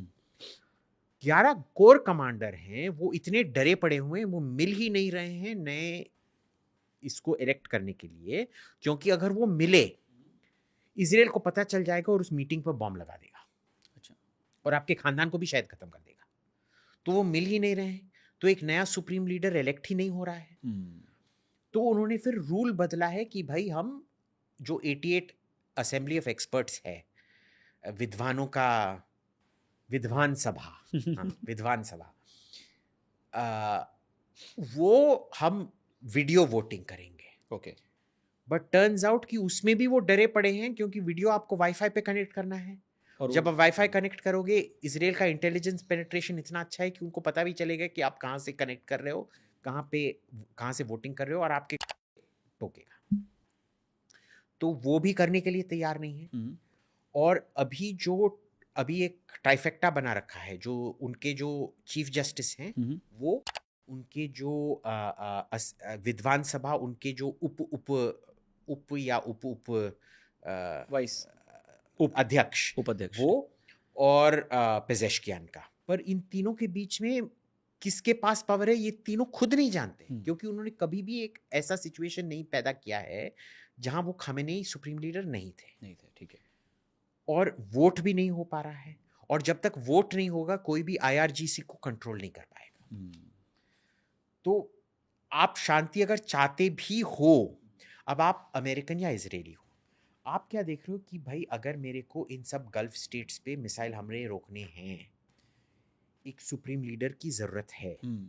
पर अगर मैंने सुप्रीम लीडर का इलेक्शन अलाउ किया, तो वो हमारे पर भी हमला कर देंगे कोई डर्टी बॉम्ब से। डर्टी बॉम्ब माने आप न्यूक्लियर नहीं बना पाए, पर जो न्यूक्लियर वेस्ट है उसको डर्टी बॉम्ब बना के हम पे फेंक दिया। और उनका ये भी असेसमेंट है कि इस बार जो सुप्रीम लीडर बनेगा वो बहुत ही एक कट्टरपंथी सुप्रीम लीडर बनेगा। But this is a known phenomenon. जब आप डिकैपिटेशन स्ट्राइक करते हैं ना, देखिए कोई भी मूवमेंट में जो सबसे बड़ा होता है वो बहुत काम होता है, क्योंकि Correct. वो बुढ़ा भी बुजुर्ग भी होता है, उसने ज़िंदगी देखी है। और जो मिडिल लेवल होता है ना, वो सबसे ज़्यादा वो फंडामेंटलिस्ट होता है, क्योंकि वो कर्नल लेवल पे, कर्नल और नीचे लेवल पे, क्योंकि उसमें वो यूथ की जोश होती है और कमांड रिस्पॉन्सिबिलिटी का नयापन। अगर आपने एक सोल्जर को अफसर बना दिया, राइट. उसका सडनली भाई मेरे पास इतना पावर है, मैं अब मेरे को खुद अपना चाय नहीं ले आना है, मेरे लिए एक वेटर है, ऑर्डरली है जो चाय ले आता है, भाई मेरे लिए हर मिनट 100 चाय ले आ, आप ये करोगे। तो एक वो है। दूसरा ये उसका कट्टरपना भी ज्यादा है। So the you know the toxicity of power, sudden power combined with fundamentalism, very dangerous combination. और आपको लगता है वो बंदा आइडेंटिफाई किया होगा उन्होंने, क्योंकि यूएस में एक टर्म है डेजिग्नेटेड सर्वाइवर, यूएस में एक टर्म है designated survivor. I am sure इधर एक डेजिग्नेटेड लीडरशिप चेन था, पर किसी को बताया नहीं गया था, क्योंकि उनको पता नहीं था कि कौन इजराइल का स्पाई है, कौन इजराइल का स्पाई नहीं है। तो कि अगर वो designated survivor, designated chain of command अगर किसी को बताते, वो सीधे इजराइल को, they were literally handing the intelligence over to Israel. So यही होता है, this is the genius of Israeli intelligence penetration, कि आप खुद अपनी परछाई को भी आप ट्रस्ट नहीं कर सकते, कि आपका परछाई ही एक इजरायली स्पाई होगा। तो उनके पास रिडंडेंसी था एक किस्म से, जो IRGC का जो रिडंडेंसी मैंने डिस्क्राइब किया वो तो हो गया, पर जो लीडरशिप का जो रिडंडेंसी था वो एकदम स्थगित हो गया। सो इजराइल का इंटेलिजेंस ने जो ट्रैप किया या फॉलो किया खमेनी को, इस पे क्या स्टोरी है या क्या अभी फैक्ट्स आ रहे हैं कि कैसे उन्होंने पकड़ा, आइडेंटिफाई किया, फिर एक ही जगह अटैक किया और सब मर गए? What's the story? तो एक किस्म से I think Khamenei had also given up in a way, he new कि वो मरने वाले थे। ओके. क्योंकि अभी जो उनके जो कमांडर हैं हातमी, उन्होंने बोल रखा है कि मैंने पिछले साल में बहुत बार उनसे प्राइवेट में मीटिंग की थी, और उन्होंने बोला था अगली बार तो मैं शहीद होने वाला हूँ, मैं शहादत की अपेक्षा करता हूँ, और जब आएगा मैं उसको कबूल कर लूँगा। ओके. और उनको उनकी इच्छा मिल गई है। So he was expecting it in a way. तो जब वो डिसेप्शन किए जा रहे थे कि कमांडर्स मीटिंग हम टालेंगे, क्योंकि ये जनवरी से एक्सपेक्ट किए जा रहे हैं, ठीक है, कि उन पे हमला होगा, पर आप कितना अपनी जिंदगी को कितनी बार आप टाल के रखोगे? एक टाइम ऐसे आएगा कि आप बोलोगे कि भाई अब काफी हो गया है, 2 महीने से तो किया नहीं है, अभी टॉक्स हो रहे हैं, चलो अब मिलते हैं कमांडर से। तो सब कमांडर मिले उधर, 5-6 कमांडर, सब नहीं 5-6 मिले, और जैसे वो कमांडर खामेनी के साथ मिले, इजराइल को अच्छा इससे ज़्यादा बड़ा टारगेट हमको नहीं मिलने वाला है, क्योंकि वॉर में एक इकोनॉमी ऑफ एफर्ट भी होता है। अगर आप एक बंदे को $1 मिलियन बम से मार सकते हैं, आप नहीं मारेंगे, आप इंतज़ार करेंगे जब 10-15 कमांडर आ जाएं, फिर टोटल कॉस्ट उसका एक see economics, everything is economics, everything is economics. तो जब वो 5 कमांडर मिले, 5 बड़े कमांडर खामेनी से मिले, तो इसका पैसा वसूली हो गया इस बम का। 30 bomb, I think they put 30 bombs on the compound, something like that, I don't know the number. तो वो deep penetration bunker buster bombs लगा के उसको फिर मार डाला। He broke cover, but I think वो एक किस्म से मेंटली उन्होंने भी निर्णय ले लिया था, भाई मेरे जाने का टाइम हो गया। और इसमें कितना टाइम मिला होगा इसराइल को? इसका कोई हमारे पास न्यूज़ है कि भाई 40-50 मिनट कि अच्छा 40 मिनट पहले मालूम पड़ा कि ये लोग मिले हैं, और 40-50 मिनट्स में एक्ट किया उसने? हाँ, हैक नहीं किया, आई मीन एक्ट किया, मतलब एक्ट किया, हाँ। हाँ. क्योंकि उनका से सुपरसोनिक फ्लाइट टाइम, अगर अज्यूम कर लो कि पूरा फ्लाइट सुपरसोनिक था, say 1.5 times the speed of sound, it would have taken about 40 minutes to an hour to get to the location. शायद उन्होंने मीटिंग को भी बहुत देर जारी रखा, सो उस टाइम में वो उधर आ गए, या तो फिर planes already Iraq air space के ऊपर थी जिनको ये मिला, और वो जाके, क्योंकि मीटिंग के प्रेपरेशन में भी उनको वार्निंग मिला होगा ना कि भाई खामेनी साहब आपको बुला रहे हैं, फ़ोन टिंग टिंग, खामेनी साहब बुला रहे हैं, कितने बजे? 8 बजे। तो उनका शायद उसमें काफ़ी लीड इन टाइम भी मिला होगा। खामेनी की डेड बॉडी किसी ने देखी है, मिली है, वो दुनिया के सामने आई है या आएगी, इस पे कोई न्यूज़? पब्लिक नहीं करेंगे, बट फोटो हैं, वो फोटो नेतन्याहू को भी दिखाए गए हैं और ट्रंप को भी दिखाए गए हैं। तो आप देख लीजिए कितना इंटेलिजेंस पेनिट्रेशन है कि या तो खामेनी के कॉम्पाउंड में ही एक बंदा है जो इजराइल को इन्फॉर्मेशन दे रहा है, या जो फायर रेस्क्यू टीम आया था उसमें एक बंदा है जिसने जब वो बॉडी निकाला गया था उसका फोटो लिया था। ये जो एक जर्नलिस्ट है जिस पे जो गिरफ्तार हुआ था इजरायली एम्बेसी पे अटैक करने के लिए, इधर आपको याद होगा ना 2013 में एक इजरायली एम्बेसी के डिफेंस अटैचे पे बम फोड़ा ठीक है। गया था, हाँ, पृथ्वीराज रोड पे या औरंगजेब जो हम्म। एपीजे अब्दुल कलाम मार्ग है उस पे। उसका एक यूट्यूब चैनल है, उसने उसमें एक एआई जनरेटेड फेक इमेज लगा के रखा है। अच्छा, that is not the image, क्योंकि अगर लेटा आप हुआ है देखें- वो वाली ना? हाँ वो वाला, पर उसका पगड़ी सही है। Seriously, like we should all know how a bomb works by now, but that is not it. हम्म। कई इमेज है, but बट वो पब्लिक होगी आगे, आपको क्या लगता है? पब्लिक शायद नहीं होगा, जैसे ओसामा बिन लादेन का इमेज कभी पब्लिक नहीं हुआ था। बट वो इंटेलिजेंस के पास होगा ऑफ कोर्स। 100% है, क्योंकि वो कभी ये निर्णय नहीं लेते हैं कि उनका जो मेन चीज़ है battle damage assessment. Battle damage assessment बहुत इंपॉर्टेंट होता है, क्योंकि जब तक आप जानते हो आपने किसको मारा है, आप ये निर्णय ले सकते हैं कि किसको और मारना बचा है। और आप वो डॉन पिक्चर है, आपको याद होगा, डॉन 1 डॉन 2, जिसमें शाहरुख खान और करेक्ट। कौन सी कपूर, करिश्मा या करीना कपूर, पता नहीं, एक कोई कपूर है। करीना है उसमें। अच्छा हाँ, और प्रियंका चोपड़ा है। अच्छा हाँ, ठीक है। Karisma Kareena same thing to me, okay. उसमें वो अज्यूम करते हैं कि वो शाहरुख खान मर गया, पर वो एक्चुअल में मरा नहीं है।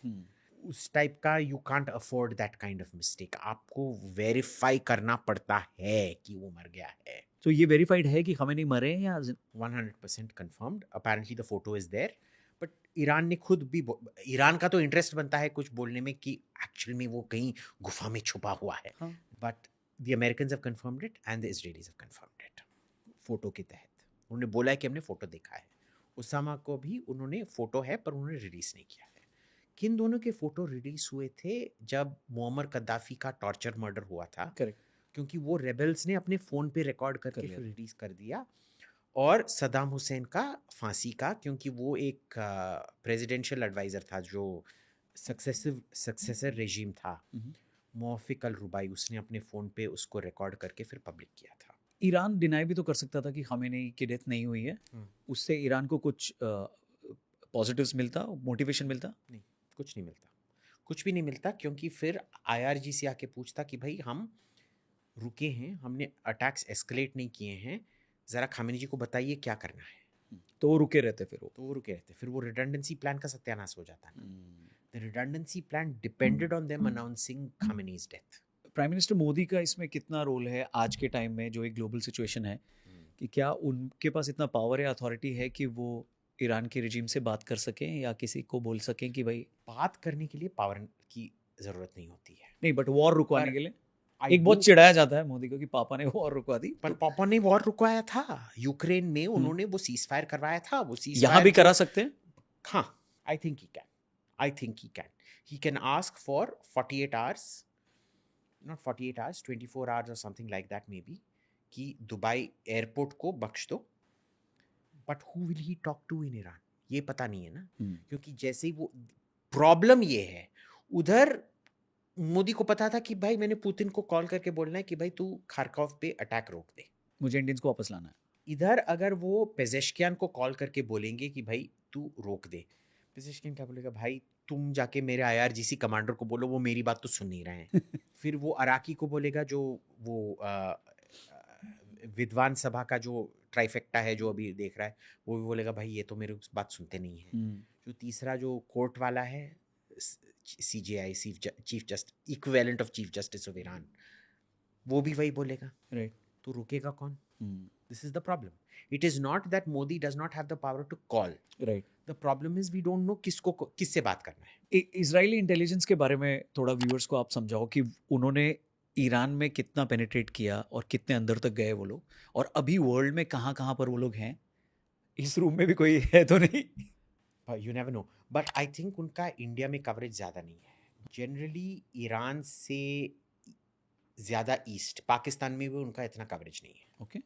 अफगानिस्तान में उनका कवरेज नहीं है। थोड़ा बहुत उज़्बेकिस्तान में है, पर कज़ाकिस्तान, ताजिकिस्तान इनमें नहीं है। Russia, China? रशिया में काफ़ी है, क्योंकि ऑलमोस्ट 25% ऑफ जो इजरायलीज हैं वो रूस से आते हैं, रूसी जूस हैं। जो अरब वर्ल्ड है बहुत पेनिट्रेशन है, तुर्की में बहुत पेनिट्रेशन है। ओके। तो मुस्लिम वर्ल्ड में जनरली अगर आप देखेंगे बहुत ज़्यादा पेनिट्रेशन है, पर मुस्लिम वर्ल्ड जो ईरान से ज़्यादा ईस्ट है उन्होंने निर्णय किया है कि भाई इतना हमारा रिसोर्स नहीं है, और वैसे भी पाकिस्तान हमारे इंटरेस्ट को कुछ नहीं करता है। पाकिस्तान हिंदुस्तान पे लगा रहता है, अफगानिस्तान भी हमारे को ज़्यादा कुछ नहीं करता है, तो उन सबको छोड़ दो। मलेशिया ने, इंडोनेशिया मुसलमान देश हैं, बांग्लादेश मुसलमान देश है, पर उनसे हमारा कुछ लेना देना नहीं है, so they let them out. So that is the level of Israeli. पर जो इजरायली इंटेलिजेंस पेनिट्रेशन है बॉस, जब उभर के आता है ना, it is a sight to behold. कोई स्टोरी या कोई एग्जांपल आप बताओ। एक ये शिया कमांडर था, शिया नहीं था, सुन्नी था, हाँ सुन्नी था, लेबनान में। वो, उसकी तबीयत बिगड़ी जा रही थी, उसको पता नहीं क्यों, एंड फाइनली वो अस्पताल में तड़प के 30-60 दिन बहुत बुरी कुत्ते की मौत मरा वो। एंड इट टर्न्ड आउट क्या हो रहा था कि उनके घर में जो काम वाली थी, उनके टूथपेस्ट में उन्होंने कोई एक स्लो एक्टिंग पॉइजन लगा के रखा था। काम वाली ने? शायद काम वाली ने, but could have been anybody else, we don't know. और वो दांत मांजते खुद उस बंदे ने खुद को पॉइजन किया। That is the extent. आपने देखा होगा कि महमूद अहमदीनेजाद जो वरिष्ठ राष्ट्रपति हैं, उनका वो भी मर गया ना अटैक में? हाँ, वो अटैक में मर गए हैं। अभी इसी अटैक में मरे ना वो तो? इस अटैक में नहीं, 2 दिन पहले एक उनके घर पे अटैक हुआ था, उसमें मरे।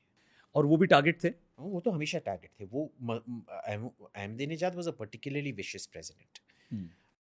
तो वो थे।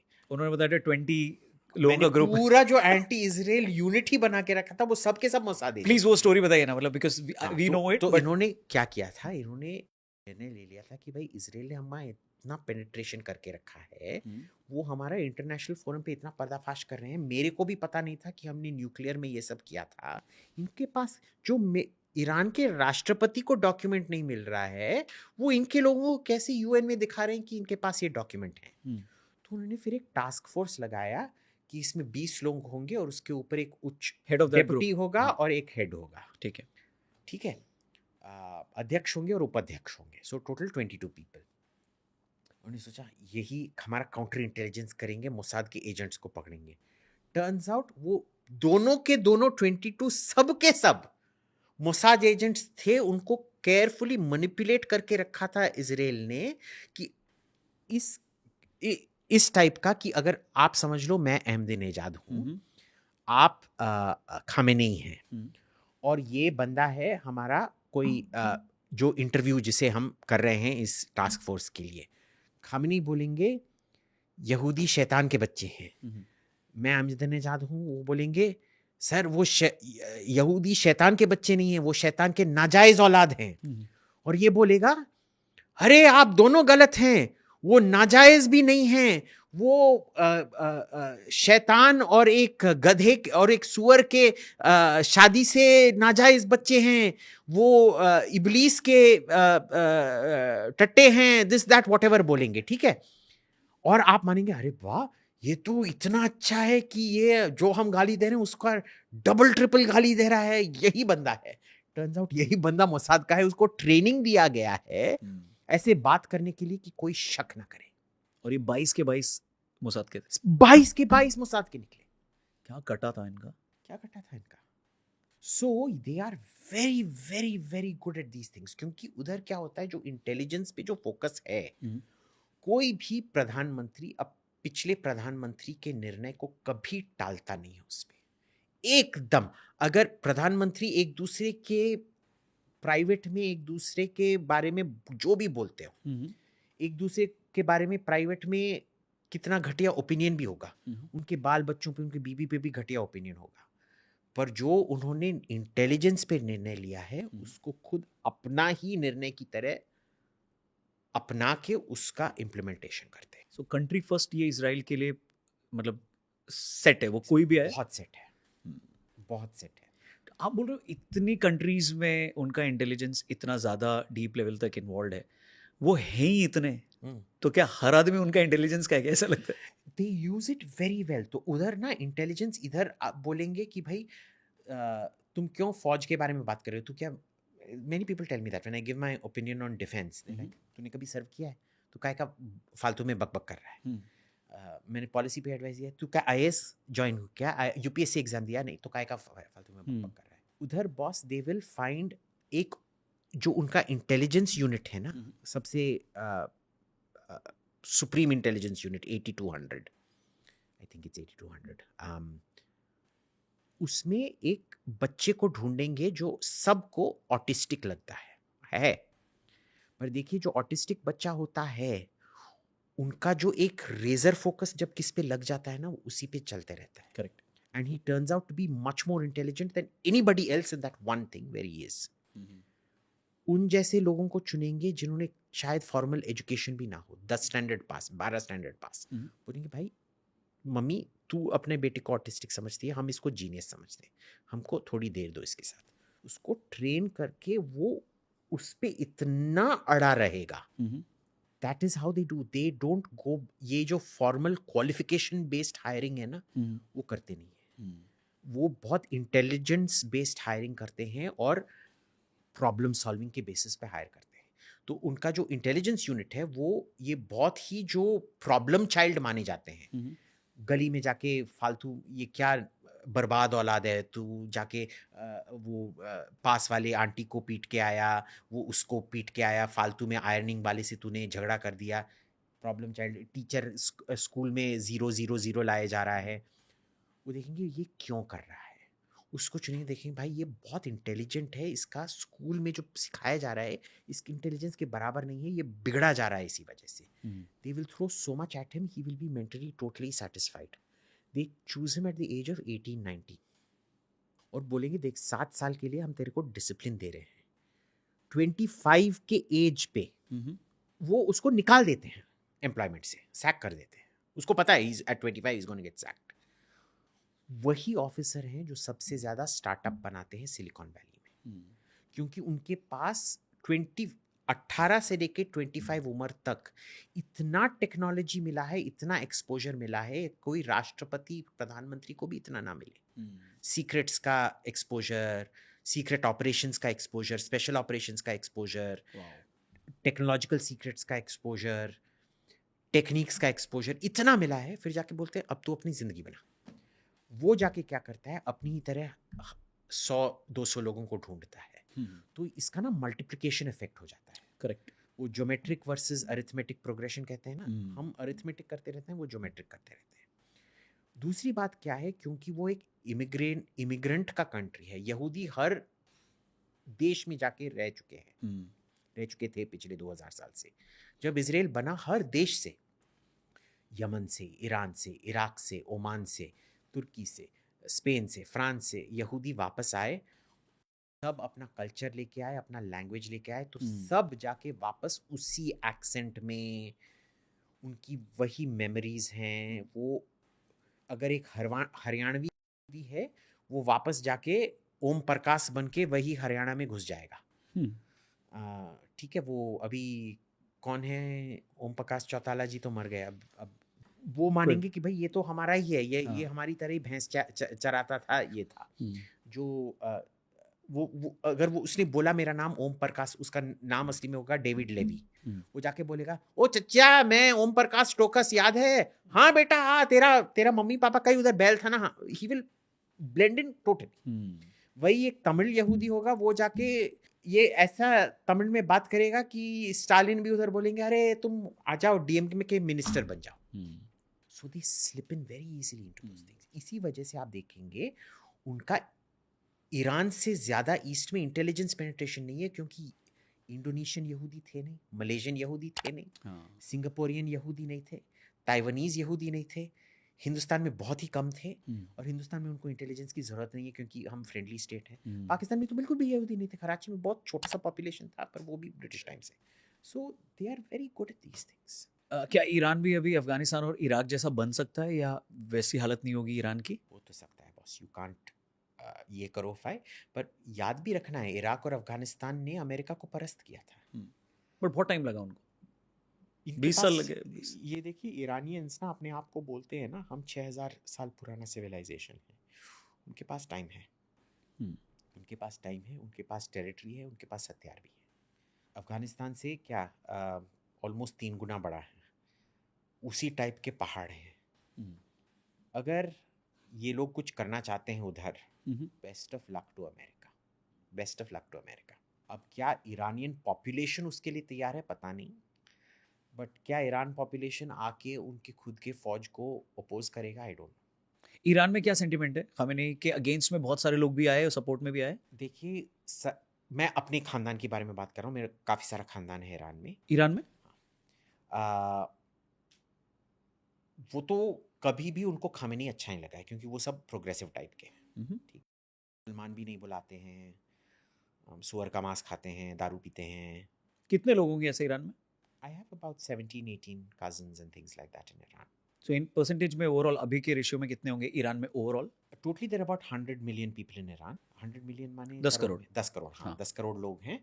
और उनमें से मैं बोलूँगा लगभग 20 से 30 लाख ये बहुत प्रोग्रेसिव टाइप के होंगे। बस बहुत कम है तो। बहुत कम है, ज़्यादा तो एक नहीं है। लड़की का वायरल हुआ था सिगरेट जला रही खामेनेई के फोटो से, हाँ। आपने देखा होगा, तो वो उसी सो देखिए, वो हैं, आई एम नॉट सेइंग वो नहीं है, पर वो ज़्यादातर आपको वो जेएनयू टाइप मिलेंगे, या ये Jor Bagh, Prithviraj road, Aurangzeb road, Khan APJ market. Abdul Kalam Marg, हाँ वो खान खान मार्केट। उधर का खान मार्केट गैंग है वो।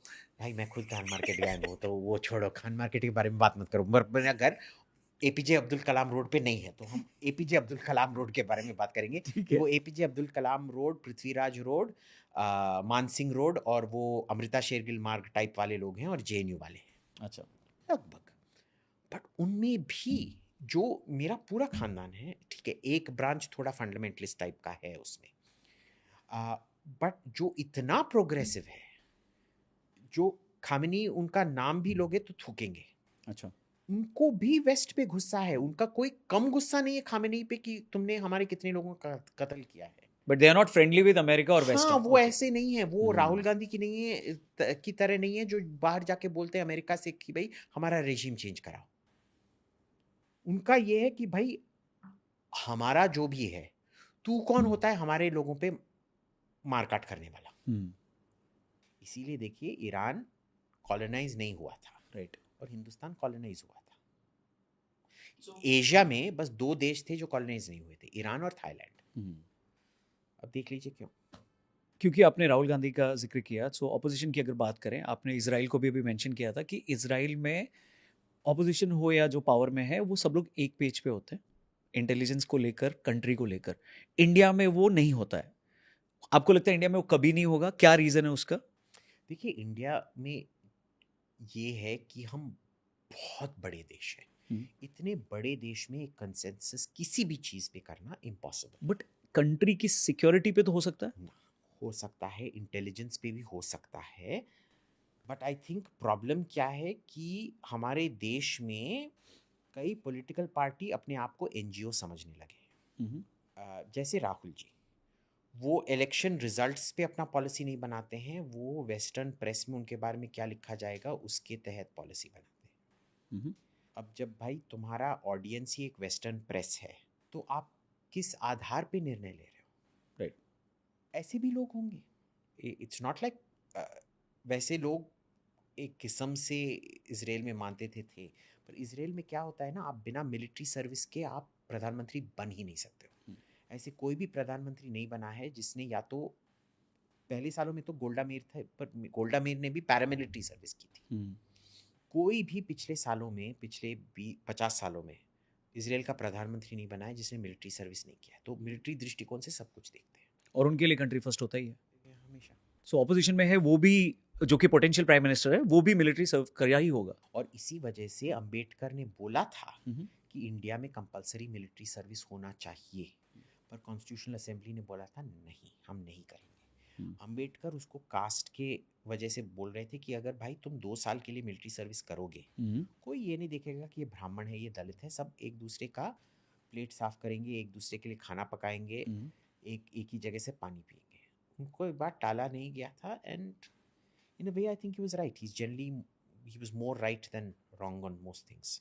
और वो फॉलो नहीं करते हैं आज के लोग, अंबेडकर का दूसरा वर्जन ले लेंगे। पर उधर सब हर मर्द को और औरत को जबरदस्ती मिलिट्री सर्विस करना ही पड़ता है। जैसे ही आपका स्कूल खत्म होगा, आप जाके मिलिट्री सर्विस करोगे। इंडिया में पॉसिबल है? नहीं कर सकते। I think we should do it, we can.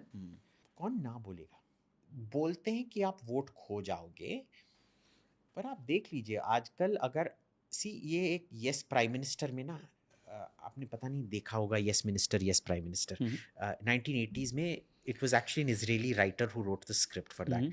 अगर आपको सरकार समझना है, किसी भी देश का सरकार, उससे बेहतर एक पॉलिटिकल सीरीज कभी बना ही नहीं है। ओके, वो नेटफ्लिक्स पे नहीं, शायद टॉरेंट पे डाउनलोड करना पड़े, बट डू वॉच इट।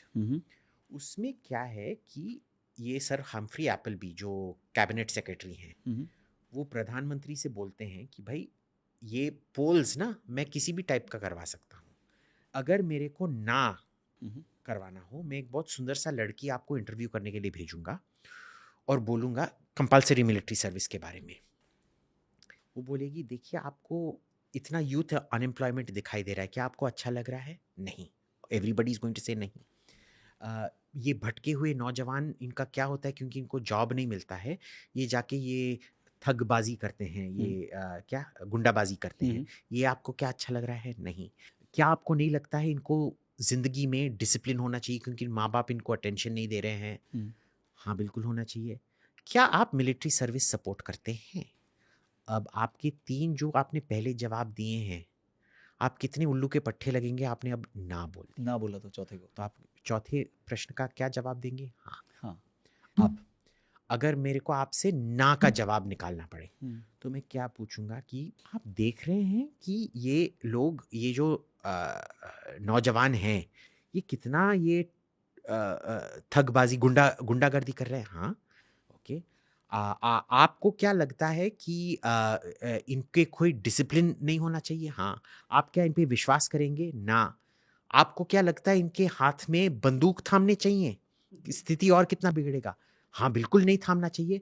तो आपको क्या लगता है इनको मिलिट्री सर्विस करवाना चाहिए? अब इन पिछले 4 सवालों का जो आपने जवाब दिया है, अब आप क्या जवाब देंगे military service? So it depends on how you spin it. Correct. अगर वर्ल्ड वॉर हो जाए, जो कि एक तरीके से सिचुएशन भी है, सेफेस्ट कंट्री आज के टाइम पे कौन सी है रहने के लिए? हाय राम, ये क्या पूछ रहे हो आप? कोई भी सेफ कंट्री, हमने समझा था कि Dubai was, Emirates was the safest country, क्योंकि एमिरेट्स में देखिए ऐसे 3 जगह थे, हैं अभी भी शायद, I guess, Singapore, Dubai, London.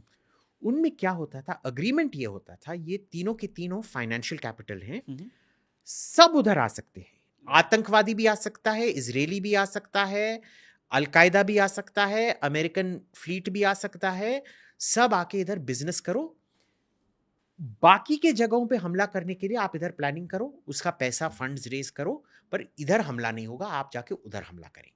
ये क्या था? ये कोई एग्रीमेंट था? Unsaid agreement? Unsaid agreement, but everybody knows. Okay. अब क्या होता था कि ब्रिटेन ने जब इराक पे हमला कर दिया, वो एग्रीमेंट उधर टूट गया, इसीलिए ब्रिटेन में वो बस बॉम्बिंग हुआ, बहुत सारे बॉम्बिंग्स हुए, और लंदन का जो वो सेफ सिटी स्टेटस था वो चला गया। सिंगापुर में वो सेफ सिटी स्टेटस नहीं गया है, और सिंगापुर और दुबई क्या करते हैं अमेरिका को खुश रखने के लिए, जो भी टेरर फाइनेंसिंग होता है ना, वो सीधे से CIA को बोला जाता है, मोसाद को बोला जाता है, रॉ को बोला जाता है, इन्फॉर्मेशन दे देते हैं, तुम्हारे इधर ये हो रहा है। हमने सोचा कि तुमको पता चले, हम इसके बारे में कुछ करने वाले नहीं है, पर अगर उसने गलती से भी तुम्हारे इधर फ्लाइट ले लिया, उधर जाके करो, तुम उनका कत्ल इधर नहीं करोगे, कहीं और जाके करोगे, इधर करना मना है। बट फिर in that case Singapore and Dubai is like UAE is vulnerable to the other party ना, वो उनके लिए दुश्मन बन जाएंगे because they are sharing the information. क्यों उनको पता है, उन पे भी एक रिस्पॉन्सिबिलिटी बनता है कि भाई इधर भी तुम ऑपरेशनल सिक्योरिटी करो। अच्छा, सस्पिशन पे तुमको उठाया नहीं जाएगा, पर अगर तुमने टेक्स्ट भेजा कल मैं उस पे हमला करने वाला हूं उसके 2 लाख, भाई then you got to be very stupid that the Dubai police doesn't come and pick you up. So ये नहीं है कि आप पूरा अपना गार्ड ही डाउन कर दो. ठीक है, आपको फिर भी ये नहीं है कि दुबई में लोग सुसाइड बॉम्बर वेस्ट लगा के गाड़ी चलाते हैं पब्लिक में. मॉल में they nobody wears a suicide bomber vest and goes in, right? So precaution भी लगाना पड़ता है, इतना ओपन भी नहीं हो सकता है, बट अग्रीमेंट है कि उधर ये सब हो सकता है. मोस्ट इंपॉर्टेंटली जब भी मैं ईरान में, I've only used my credit card very rarely. I have a credit card, but whatever. I don't like it. क्योंकि मैं कर्जे पे नहीं जीता. But anyway, when I had to use it, पता है क्या हुआ था? वो पॉइंट ऑफ सेल मशीन था ना, वो दुबई का था. और उन्होंने जब चलाया, वो फोन पे थे अपने दुबई कॉन्टैक्ट से. दुबई कॉन्टैक्ट ने कंफर्म किया, हाँ इट हैज गॉन थ्रू. उसका रिसीट उसको भेजा गया on some messenger service, and then it was given to me. They said they will mail me the formal copy, they will courier it to India. अच्छा. Now अगर आपने Dubai पे, तो Iran का बहुत ये था बेनिफिट था दुबई को ना हमला करने में. ओके. फिर भी उन्होंने जाके हमला किया है. उनका जो सब हवाला जिससे उनका इकोनॉमी चलता था वो दुबई से ही चलता था. बहुत सारे ईरानियन एक्सपैट्रिएट्स होते थे राइट. दुबई में. क्यों किया? क्योंकि उन्होंने सोचा कि भाई देखो, दुबई इंटरनेशनल फाइनेंशियल सिस्टम से लिंक्ड है. जो हमारे को फायदा हो रहा है वो 100 गुना ज्यादा अमेरिकन और इजराइल को दुबई से हो रहा है. तो ठीक है, हम अपना नाक काट डालेंगे, बट उनका आर्म ट्विस्ट कर, पर उनका तो पूरा हाथ पैर ही काट. हाथ पैर काट. सो राइट नाउ या तो सिंगापुर में रहो, क्योंकि वो अग्रीड अभी के लिए अग्रीड सेफ जोन है, या तो बहुत दूर चले जाओ, न्यूजीलैंड या ऑस्ट्रेलिया चले जाओ. पाकिस्तान और सऊदी का एक डिफेंस एग्रीमेंट हुआ था, वो कितना अभी भी वैलिड है? क्योंकि पाकिस्तान पे अफगानिस्तान ने अटैक किया और इन पे ईरान ने अटैक किया. देखिए, ये अरब वर्ल्ड के डिफेंस एग्रीमेंट्स होते हैं ना, वो पेपर का भी उतना दाम नहीं होगा जो इनका दाम होता है, सच में. ये अपना अग्रीमेंट हर 2 साल छोड़ो, हर 6 महीने बदलते रहते हैं. आप ये करो कि विकिपीडिया में ही शायद एक आर्टिकल मिलेगा आपको, Arab rivalries in the 60s 70s. Okay. हर साल सऊदी अरेबिया दल बदलते रहता था, इजिप्ट दल बदलते रहता था, जॉर्डन दल बदलते रहता था.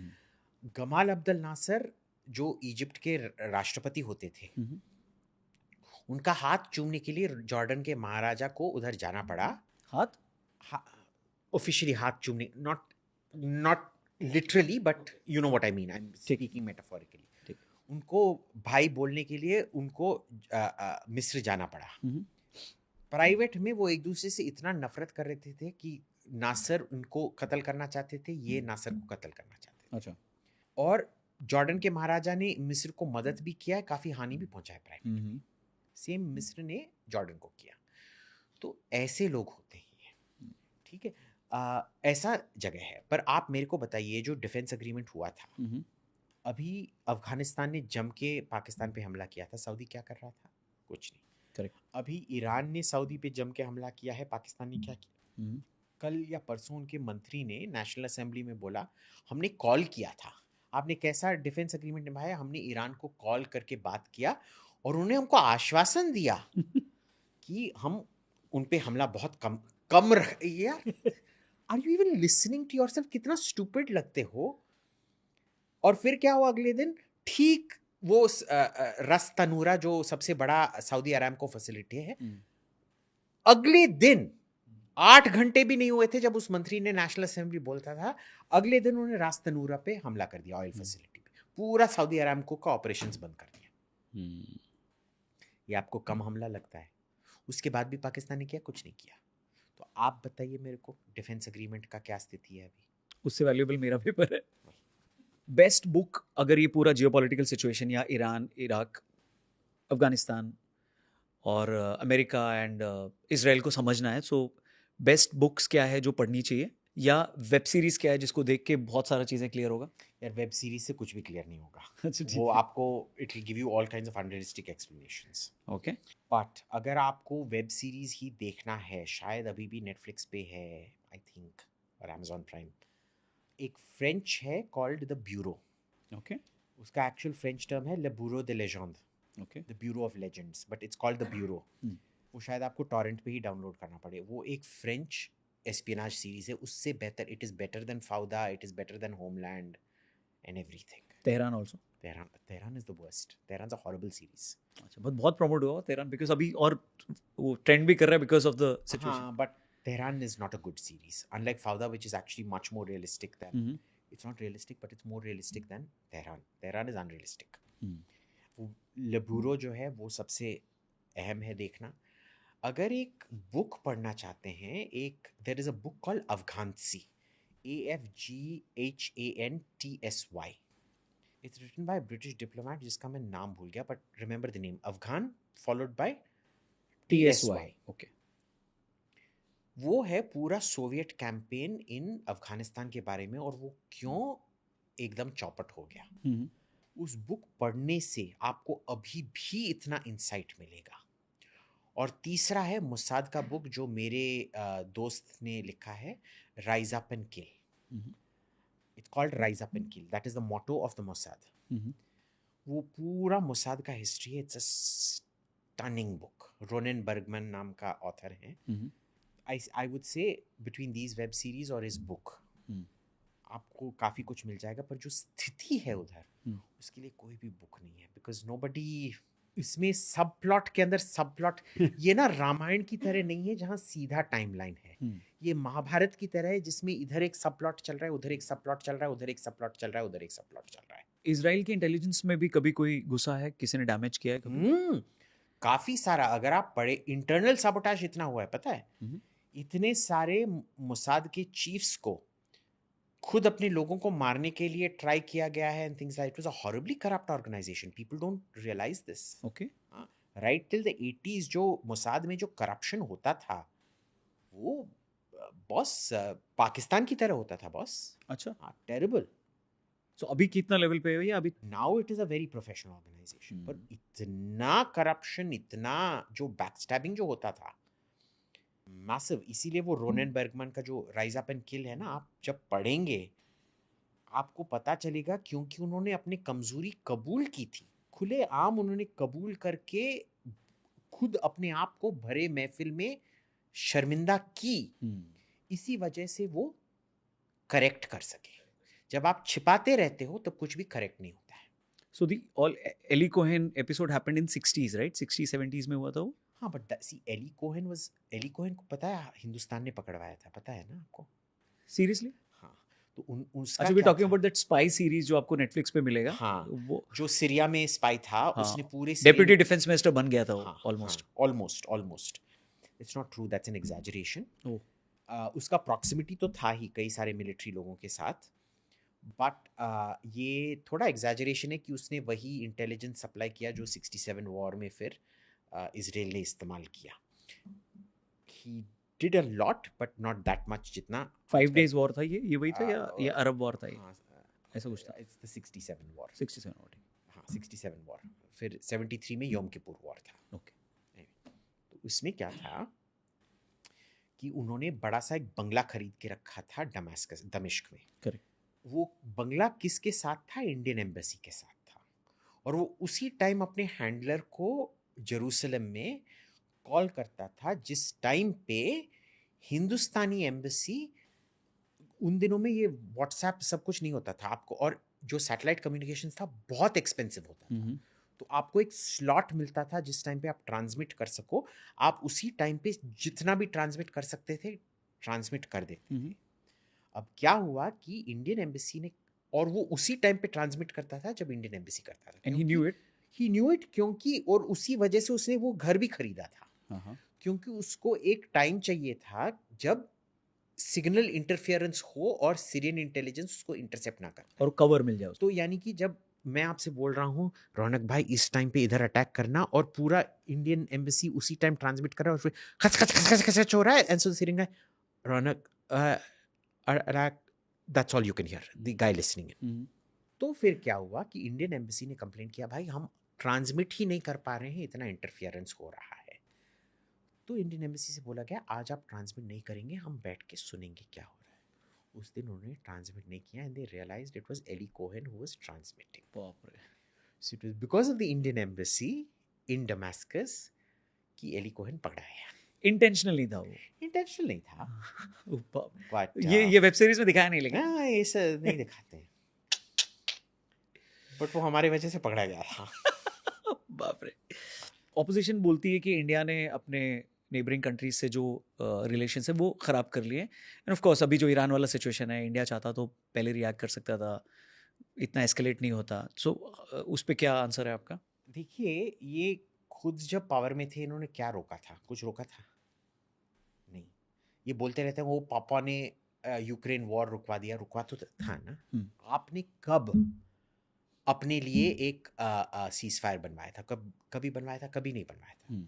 अब आप मणिशंकर अय्यर से जाके बात करेंगे, उन्होंने बोला था देखो हमने वो कमिटी किया था कोरियन वॉर के टाइम पे 1952 में, उसी वजह से बंद हुआ था, उसके वजह से कुछ बंद नहीं हुआ था, बस डॉक्यूमेंट ड्राफ्ट हुआ था।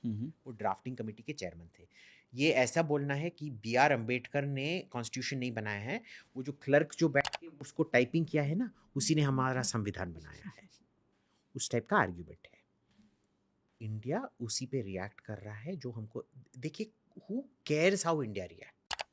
कोई तेहरान में बैठ के ये अकाउंट कर रहा है क्या? वो इंडिया ने ये नहीं बोला, इंडिया ने वो नहीं बोला, क्योंकि इंडिया ने ये नहीं बोला हम ये नहीं करेंगे। Nobody looks at these things in diplomacy, boss. ये यही मैं बोल रहा हूँ, कांग्रेस आज इतना बड़ा एक एनजीओ बन गया है ना, वो पॉलिटिकल पार्टी की तरह सोचता नहीं है। देखिए, जब मुअम्मर कद्दाफी जो उस टाइम सर्विंग प्रेसिडेंट थे, उनकी इतनी निर्ममता से टॉर्चर करके, उन पे चक्कू मार मार के, उनकी उंगलियां काट काट के, पता नहीं क्या क्या करके, तड़पा तड़पा के मारे गए थे जब वो बैठे हुए राष्ट्रपति थे लिबिया के। इनका यूपीए सरकार था, इन्होंने कुछ भी कॉन्डेमनेशन नहीं किया। जब सद्दाम हुसैन, जो टेक्निकली, क्योंकि हम वो 2003 का जो इन्वेजन था इराक को, उसको हम गैर कानूनी मानते हैं। गैर कानूनियत से जो निकलता है वो सब कुछ गैर कानूनियत है, यानी कि गैर कानूनियत से सद्दाम हुसैन चले गए और एक नया राष्ट्रपति हुआ, वो गैर कानूनी राष्ट्रपति है। हमारे लिए कानूनी राष्ट्रपति सद्दाम हुसैन ही थे। और जब सद्दाम हुसैन को फांसी दिया गया था, हिंदुस्तान ने तो उसको तो कंडेम नहीं किया था, उस टाइम तो यूपीए सरकार थी। 2006 में उनको फांसी हुआ था, 2011 में मुअम्मर कद्दाफी को मारा गया था। दोनों टाइम यूपीए सरकार थी, हमने तो कोई भी कंडेमनेशन नहीं किया था। तो अब क्या, कौन सा बड़ा ये हुआ है भाई? और कंडेमनेशन क्यों करेंगे जब ईरान ही हिंदुस्तानियों को मार रहा है? उनका टेरिटोरियल सॉवरेंटी गया भाड़ में, तुम्हारा टेरिटोरियल सॉवरेंटी जाने से तुमको ये हक नहीं मिलता है कि तुम हिंदुस्तानियों को मारो। राइट। सो आईएनसी ये चाहता है कि हम उन्हीं लोगों को ये करें जो हमारे लोगों को मार रहे हैं, जो 1 करोड़ हिंदुस्तानियों को हॉस्टेज बना के रखें। ये कहाँ की फॉरेन पॉलिसी है? ये उसी टाइप का सेल्फ डिस्ट्रक्टिव फॉरेन पॉलिसी है जैसे राहुल गांधी ने खुद सेल्फ साबोटाज कर रखा है। वैसे कोई भी बीजेपी में ये नहीं है। बीजेपी मेरे जो दोस्त हैं वो तो राहुल गांधी को मोदी से भी बड़ा नेता मानते हैं बीजेपी का, क्योंकि जो राहुल गांधी ने बीजेपी के लिए किया है वो शायद मोदी और अमित शाह ने मिलके भी नहीं किया है। सो जैसे ये जो आई एम टेलिंग यू ऑनेस्टली, जो इजराइल ने ईरान का जो इन्फिल्ट्रेशन कर रखा है मोसाद का, ये मैं बोलना नहीं चाह रहा था, वो बीजेपी ने कांग्रेस का राहुल गांधी के साथ करके रखा है।